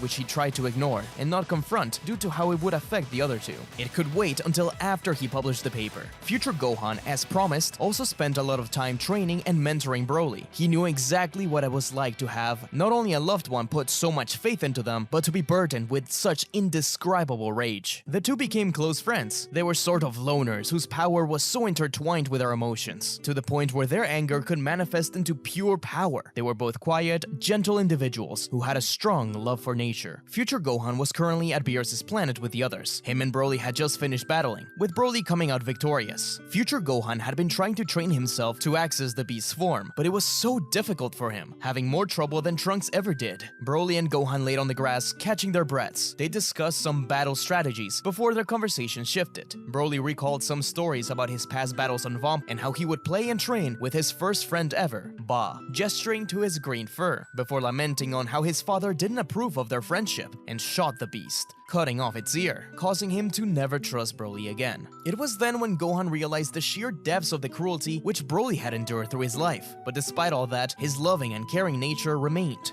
Gohan smiled at Broly's story before telling his own, about a purple dragon which resided close to his mountain home. Broly listened with intrigue, but all this talk about Ba left him feeling down. It was then when future Gohan spoke, telling him how it had been some time since he last saw Icarus, and that he should come with him on his next trip to the future. Broly replied that he would like that. Trunks was determined in mastering his beast form fully. Even if he could access it at will now, he needed to get used to it. It was so taxing to use, and could only be used in short spurts, which, while okay, is an issue which would come to bite him in the back if he didn't fix it now. Immediately, he was greeted by Bra, who ran towards him into his arms. She was still very small, only a little bit younger than Pan, but that didn't stop her boundless energy. In this timeline, thanks to the presence of more fighters, Bra was also more interested in fighting at a young age. But unlike Pan, who was more tomboyish, Bra enjoyed learning how to control ki, and her martial arts had a more elegant touch. Vegeta was over the moon by this, even if he didn't express it. She continued to tell her older brother about all the time she spent with Pan at Piccolo's house, and how he was teaching them how to fly. Meanwhile, future Gohan and Piccolo began their meditation. It's important to note that in this timeline, another huge difference is how all the fighters are stronger than their original counterparts, meaning that all the data gathered by the Red Ribbon Army was also of higher quality. In the time after the battles against Moro, Piccolo wished to have his potential unlocked, so he could train with future Trunks and present Gohan, as they both have access to their beast state. Present Gohan still struggles with it a little bit, since he doesn't have much time to train. Future Gohan, however, has always been behind them both, and the times he did access his beast state seemed to have just been flukes. Piccolo's mission now is to help future Gohan gain that power and control it, so he can finally reach his full potential. But he can tell he's been very damaged. His times in the future timeline, as well as all the years being in Otherworld, had severely hampered him. Even so, he believes in his student.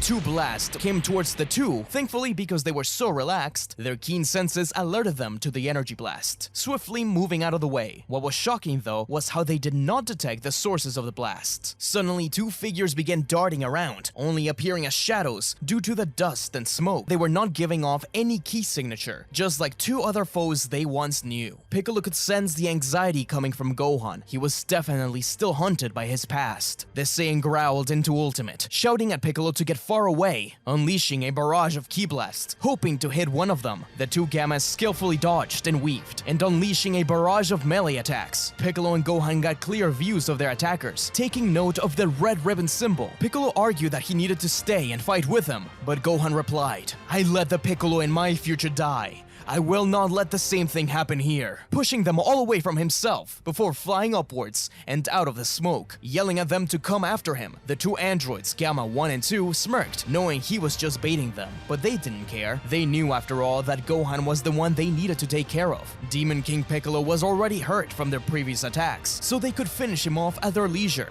Gohan flew until he was in a desolate area, attempting to power up into Beast, but it was no use. He still hadn't gotten it under control. Faking confidence, he smirked at the two androids, daring them both to attack. This all reminded him of his upsetting past. How on earth could androids with such strength ever be created? Back to Piccolo was dusting himself off before his phone began to ring. It was Videl, to his surprise, and she quickly explained how she really needed him to pick up Pan from kindergarten. Before he could protest, Videl promised him a new Panenko plushie and hung up. Piccolo growled. The Namekian burst out from the ground and flew towards President Gohan's house and shouted at him to get his ass outside and to follow him. Gohan, who was in the middle of some statistics, knew better than to make Piccolo wait, so he threw his gi on and flew after him. Piccolo gave him a brief rundown. They could sense future Gohan's ki beginning to wane, and once they were near the battlefield, they dropped from the sky and hid their ki. Future Gohan was kneeling on the floor, blood dripping down his forehead, barely keeping himself up. The two shark-like androids smirked as they floated upwards, a scene too similar to Gohan, as they began to rain down an onslaught of ki blasts. Without hesitation, Gohan used instant transmission, a technique learned from the Yardrat, teleporting himself to his counterpart, grabbing him and going back to Piccolo. The three of them hid their power levels and remained hidden as the androids admired their work. Gamma 1 dropped down into the crater left behind, searching for remains, while Gamma 2 whistled, commenting on how they did such a good job that there was nothing left. Gamma 1 wasn't really confident though, but there wasn't any other explanation on why he would be gone. They really were just that powerful, flying upwards and into the distance. The two Gohans readied themselves, but Piccolo told them to get to Korn's tower instead and get some sensu beans. Then meet up with future Trunks for some backup. He told them to wait for his signal. The Namekian followed after the two androids, who were completely unaware of their uninvited guest and had been issued orders to return back to base. The two Gohans quickly teleported over to Korn's tower and took the only two sensu beans available. So future Gohan ate one and present Gohan tucked one away. Hopefully this will be enough. Afterwards, they teleported over to Capsule Corp, informing future Trunks on what occurred. Trunks was rightfully furious at Gohan. How could he do something so stupid as to lure two androids away and try to take them alone? There was clear pain in future Trunks' eyes. A pair of androids killed future Gohan long ago. He couldn't handle that happening again.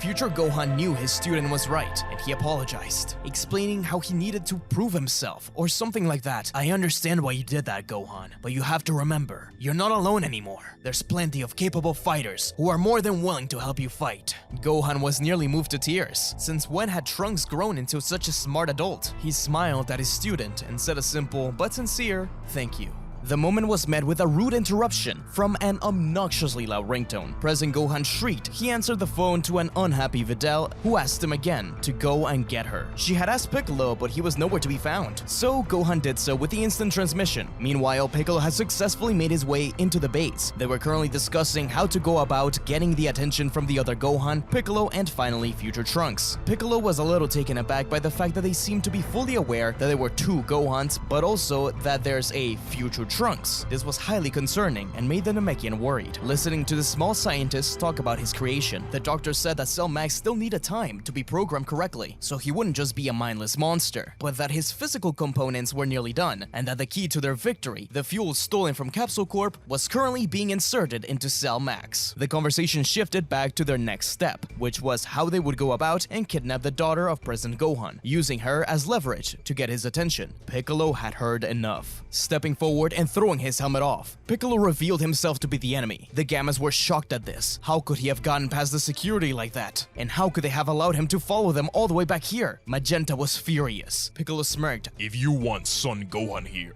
I'll get him for you. Ki erupted from the Namekian as he began to furiously power up, transforming into his ultimate form and creating a tremendous ki signature. Both Gohans and future Trunks felt the spike immediately, coming to the conclusion that this must be the signal he was talking about. Without thinking, President Gohan called over to the others, preparing to use instant transmission. However, at the very last second, he felt a tug on his leg. The next moment, they were in the room surrounded by red ribbon guards. Immediately, the short man ordered the guards to open fire at the intruders. soldiers. Present Gohan panicked, bursting into Ultimate as he realized that Pan had tagged along. While they were all discussing what to do, Pan kept complaining over and over again that she wanted to join in. Present Gohan had told her to just go away, but she clearly didn't listen. Future Trunks transformed into Beast, while Future Gohan used Ultimate. The guards opened fire, while the Gammas protected those in charge. Piccolo, the two Gohans, and Trunks easily deflected all the bullets, and within seconds, they incapacitated all the soldiers. Dr. Hedo, Magenta, and Carmine fled from the room. Gohan put down Pan, telling her in a very stern voice to stay right behind him and not leave his side. The poor girl nodded. The fighters darted all around the room, punching, kicking, and firing ki blasts everywhere. The building began to sustain more and more damage, causing it to shake and crumble around them. In a moment that surprised pretty much everyone, not only did Future Gohan stop a pillar from falling on the soldiers, but so did Gamma 1. Above that, Gamma 2 saved Pan from falling debris. Present Gohan was about to fire a blast at the Gamma, but he gently let her down, telling her to run away. They were heroes after all. Even though these two Gammas are stronger than in the original, Gamma 1 did end up losing to Ultimate Gohan in Super Hero. And with the two Gohans working in sync, it's only logical to think that they would come out on top, especially with the addition of Beast Trunks and Ultimate Piccolo. Trunks and Piccolo were currently engaged in battle against Gamma 2, while the two Gohans handled Gamma 1. The fight shifted outside. Both sides had a weird feeling about the other. The Gammas were under the assumption that they were the good guys and the ones in the right, while the Z fighters were fighting thinking that they were the evil ones. Present Gohan addressed this, asking them why they were trying to take over the world, but Gamma 1 responded, stating that they must be mistaken, as they were in fact the ones who were the vile organization intent on taking over the planet.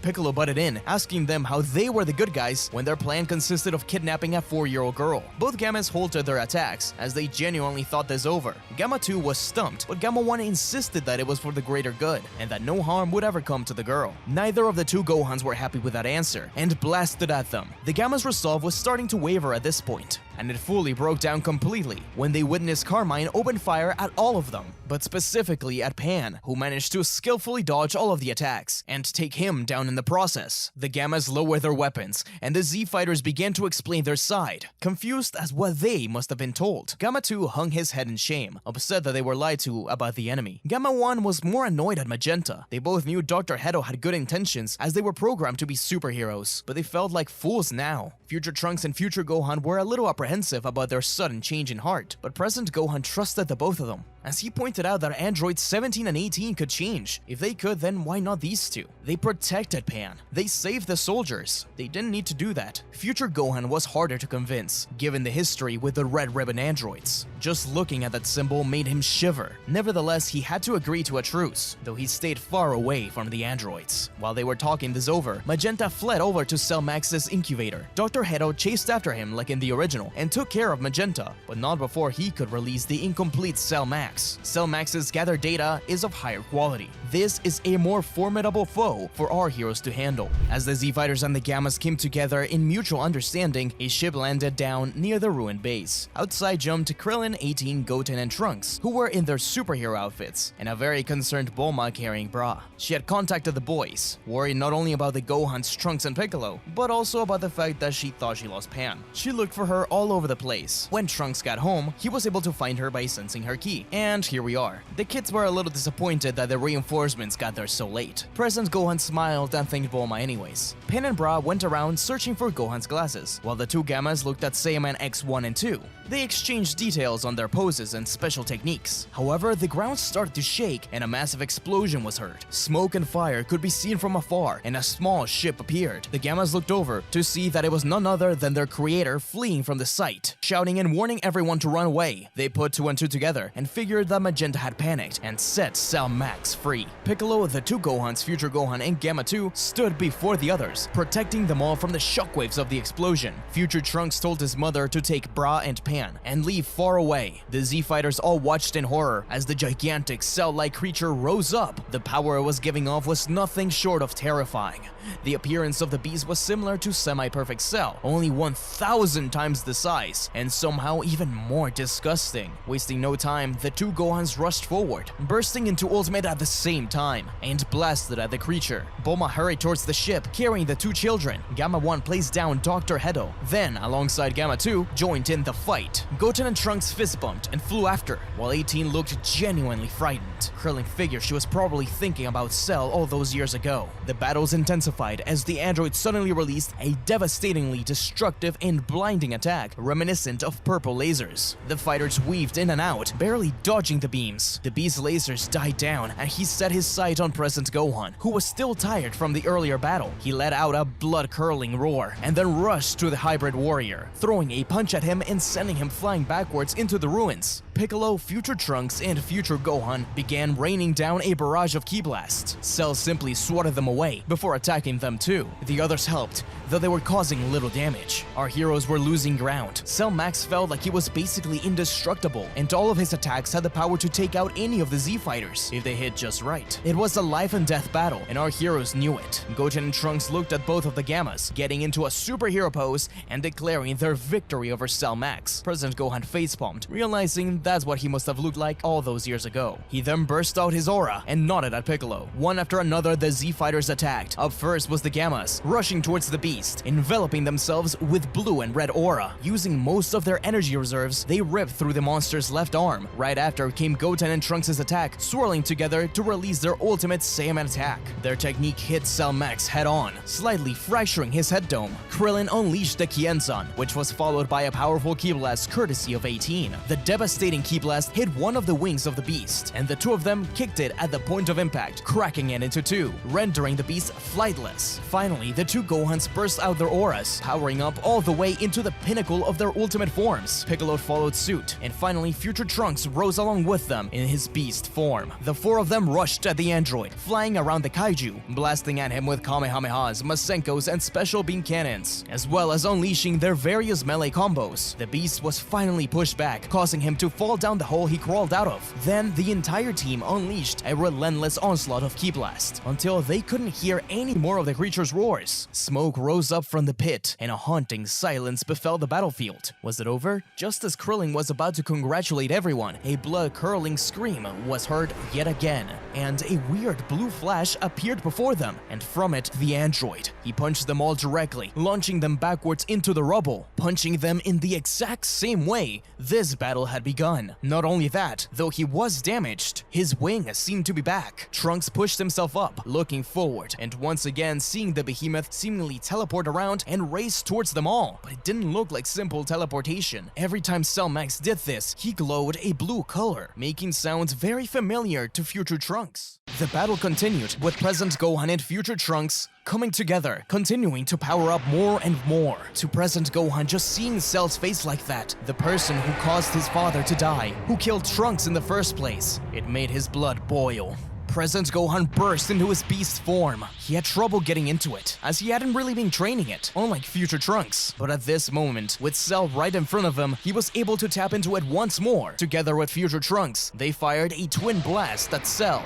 It burst through his chest, as he fell back once more. But just as they thought they had once again beaten him, Cell Max reappeared, throwing a punch directly at them, just like the beginning of the fight. He was hurt a little more than before, but the hole in his chest was cleared, as he continued to glow blue, the same sound ringing out. Trunks didn't know what was going on. Piccolo, Gohan, and Future Gohan were the only ones left standing at the front lines. Together, they fired a combined special beam cannon that once again seemed to pierce the monster. Perhaps what they needed was to annihilate him to the last atom, as it completely consumed him. But once again, that same blue glow appeared, that same sound, that same punch. That's when it struck Trunks. As he watched the spots on Cell Max's body, they glowed a blue color. There were bubbles within it, as if he was filled with a liquid. That liquid was the fuel from the time machine. Trunks flew over to Dr. Hedo and shook him awake, asking him what they used for Cell Max. How did they get the liquid for the time machine? Dr. Hedo was barely awake, but terrified at Trunks. He explained how the Red Ribbon Army had been surveying them all for quite a while, and they were fully aware of their time machine. So much so that Capsule Corp always had time machine fuel ready just in case, and the Red Ribbon Army had stolen quite a bit of it. Gamma 1 pulled Trunks away from Dr. Heddle. It was clear Trunks was very upset. Gamma 1 told him that they didn't have time to argue about this. They just need to figure out a way to defeat Cell Max. More than angry at the Red Ribbon, Trunks was upset at himself. How could they have been so oblivious and allowed something like this to happen? Trunks was violently snapped out of it by Cell Max teleporting before the group. 18 pushed forward, creating an android barrier around herself as the monster unleashed a deadly mouth beam at point-blank range. Krillin screamed out for his wife, telling her that Marin needed her, but it was Piccolo who got there first, pushing 18 out of the way as the Namekian opened up his arms and took the blast. He remained in place, expanding his energy and deflecting it just enough to shield the group. Both present Gohan and future Gohan called out for their master. They couldn't go through with losing him again, but Piccolo only smirked as his aura burst open, enveloping them all with an orange glow. A bright light shone out from his back, far up to the sky, as he fired the strongest special beam cannon he's ever created. The group opened their eyes to see the intact Piccolo. He was not only orange, but even larger than he is normally. Cell Max had fallen to the ground before them, a giant hole through his chest. Everyone was in shock. No one knew the Namekians could undergo transformations like this. Both Gohans congratulated him before looking down at their foe. Trunks walked forward, telling everyone that he had a bad feeling about this. Once more, the beast rose. Cell Max roared, enveloping himself entirely within a blue glow. His body was twitching, and he was genuinely terrifying. He blipped around, in and out of reality, as he charged at the tired Z-fighters. Piccolo reached into his pocket, pulled out the senzu bean, and handed it to Trunks, telling him that if anyone could put down this beast, it was him. Reminded by Krillin about the 23rd Budokai, Piccolo began to grow, before charging straight towards Cell Max. He lunged at him, tackling the beast to the ground. Trunks quickly ate the bean, then burst his aura open, powering up into the pinnacle of beast form. Piccolo continued to try to hold the beast down. He was able to teleport in and out of time and space. Piccolo was dragged along with him as the beast continued, but that wouldn't be enough to stop Trunks. With present Gohan's help, he was able to track and follow the monster, thanks to his instant transmission ability. It was obvious that it took at least a little bit of time for Cell Max to use his ability. So once they teleported above the beast, Trunks released his full power heat dome attack down towards the monster. As soon as he launched it, Gohan teleported Piccolo out of the way. A huge explosion erupted over the battlefield as the android was engulfed in a red blast. There was no way he could have survived that, but suddenly the beast was back, unscathed. But the frustrated Trunks kept releasing blasts over and over again. It was never ending. Cell Max was turning back his own time, returning every time he was defeated. It was an endless loop, and it was unclear which one would give out first. Trunks' hair stood on end once more, and a faint blue glow surrounded him. Trunks tried to think of what to do. He had time traveled so much, but never faced someone who used time itself.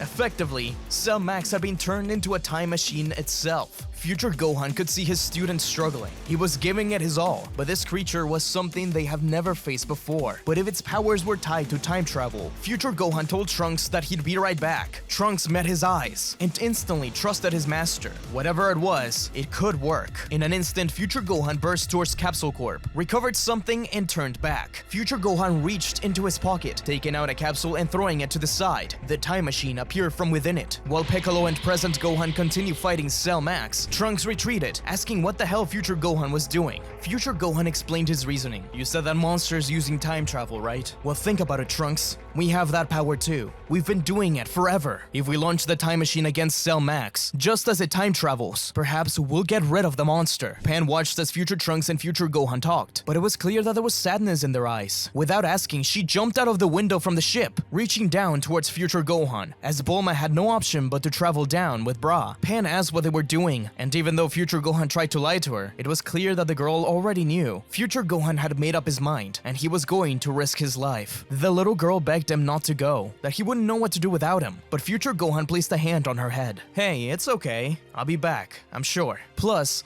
you have another great Gohan right here. I'm sure he'll guide you better than I ever could. The two of them turned back to look at present Gohan fighting Cell Max alongside Piccolo, smiling. Gohan looked at Trunks, saying that this was a risk he was willing to take. Trunks argued against it. He should be the one to do it. Gohan smiles at Trunks with a kind expression. You've already sacrificed enough for all of us, Trunks. It's clear that this battle is not one to be won through sheer strength. You've learned well, Trunks. You've done all you can with this monster, and protected everyone at the same time. time. Now let me, as your master, finish the job. I leave everything to you, Trunks. The past and the future. It's yours to protect. It always has been. Future Gohan entered the time machine and readied it. The engines began humming as Trunks yelled at Gohan and Piccolo to hold down Cell Max, going in to help. But before he could, Bulma landed, picking up Pan. Trunks turned to her, telling her about future Gohan's plan. She concurred that there was a possibility it would work, but that the most likely scenario is that Gohan would die. Trunks turned back to try to stop Gohan, but the time machine was already mid-flight. Trunks watched with tears in his eyes. Gohan and Piccolo kept firing their blast at Cell Max from a distance. If Trunks couldn't stop his master, at the very least, he had to make sure he had a clean shot. Trunks himself began firing blasts alongside the Gammas, keeping Cell Max in place. But Trunks watched as with tears in his eyes, a bright blue explosion burst right before his eyes. Trunks was in shock. He couldn't move as Gamma 2 rushed forward, throwing himself over him to protect him from the devastating blast that shook the earth. When everyone looked back to where Cell Max was, they were met with an empty crater. No signs of the monster, nor of the time machine. They were gone. In its place were things displaced through time, some which the Z-Fighters recognized, others which they didn't. Trunks cried as present Gohan went over to comfort him, telling him that he knows his other self wouldn't be happy to see Trunks so distraught over this heroic sacrifice. But Trunks never wanted future Gohan to sacrifice himself for his sake again. This was his fault. If only he had paid attention to the time liquid, this wouldn't have happened. But Piccolo interrupted, telling him that future Gohan was his own man that made his own decisions. He could never live a normal life like Trunks. Sacrificing himself was likely one of the only ways future Gohan found it okay to go. Either way, it was a time machine. If future Gohan was anywhere, he could be in future Trunks' future. Trunks wiped tears from his eyes, filled with a little bit of hope and resolve. Realizing that Piccolo was right, he promised himself to rebuild a time machine and find Gohan. He couldn't believe that he was dead. That's the one thing he would never let himself believe. The battle was over. Dr. Hedo and Gamma 2 were rushed to Capsule Corp, where they were healed up. Just like the original, Dr. Hedo began working at Capsule Corp, this time with both Gammas. Bulma and Trunks began fixing up the old time machine they still had, and by the end of summer, it was ready. Broly talked to Trunks about what future Gohan said, and Trunks fulfilled his master's promise. Future Trunks took Broly to present Gohan, who was surprised at first, but knew exactly who they were talking about. Gohan took the other two to reunite with his long-lost friend. He took a great liking to Broly almost immediately, who clearly had a way with animals. Trunks smiled, thinking about how he'll tell future Gohan all about this when he sees him again. The day for Trunks to leave and hopefully find Gohan came. Tears were shed and Trunks said his farewells, though he promised them that he would be back. Even so, for some reason the goodbyes felt a lot harder to say this time. While waving to his family, Trunks returned to the future. The time and space energy around him swirled, with much more intensity than usual. Something was going on. Did he use diesel instead of regular? But as he was trying to figure out what was wrong, a bright light came out of nowhere, blinding him for a few seconds. When the light faded, he found himself in a vast, terrarium-like room. It was filled with grass, a small river, and in the center, a large tree and a building. Hopping out of the time machine, he looked around, completely confused. Suddenly, a voice came from behind, calling him out. At first, Trunks hoped that it was Gohan, but it was obvious that it was a high-pitched, girly voice. He turned back to see someone walking out of the building. A small Kai? So you're the one who's been giving me a headache all this time. What do you have to say for yourself? I should really inform the Galactic Patrol. At first I thought, sure, I'd let you save your future, but you just kept going back and forth in time. Then you revived that Gohan guy, and then you and your friends caused a massive explosion in time and space. You're gonna have to help me, you know. I have something better in mind given your skills. Trunks couldn't even get a word in as the small woman rattled on and on. The future warrior cleared his throat and asked where he was. She huffed and puffed, then explained how this was the Time Nest, and she was the Supreme Kai of Time, who oversees all of time and space, and that he was in big trouble this time. Trunks had no idea how to respond to this, but she smiled kindly before asking, You don't really have a say in the matter, but how would you like to join the Time Patrol, Trunks? He had no idea how to answer this question, but perhaps this is exactly what he needed. He already doubted that he would find Gohan in the future. This was his chance to find him somewhere else. I don't know what this is about, but if you want my help, and you really are the Supreme Kai of Time, I want you to tell me one thing. Is my Gohan alive? We see a dark room with crystal shards, showing various fights between Gohan and Cells through different timelines. As we pull back from one of them, we hear the growl of Cell, but not just any Cell, Cell Max. He was trying to use his ability over and over again, glowing blue, but nothing was going on. Half his body was completely decimated, and in front of him stood Gohan, completely calm. Neither of them had any idea where they were, but seeing Cell like this confirmed to Gohan that it worked. Perhaps they were in a place between time and space, and without time, Cell Max couldn't use his ability. With a smirk on his face, future Gohan burst into Beast. I guess you're the Cell I need to kill then, huh? You know, I never got to fight Cell, so I guess this is my turn now. Well, come on then. I don't have all the time in the world, you know. Future Gohan begins to charge a giant Masenko directed at Cell's head crystal. From the corner of his eye, Future Gohan could see a crystal that showed Trunks in a new outfit, getting inside a new time machine. You've saved me many times before, Trunks. I know you can do it again. Come on, Cell, let's finish this. I'll show you how much of a fight I can put up, even just by myself! Masenko!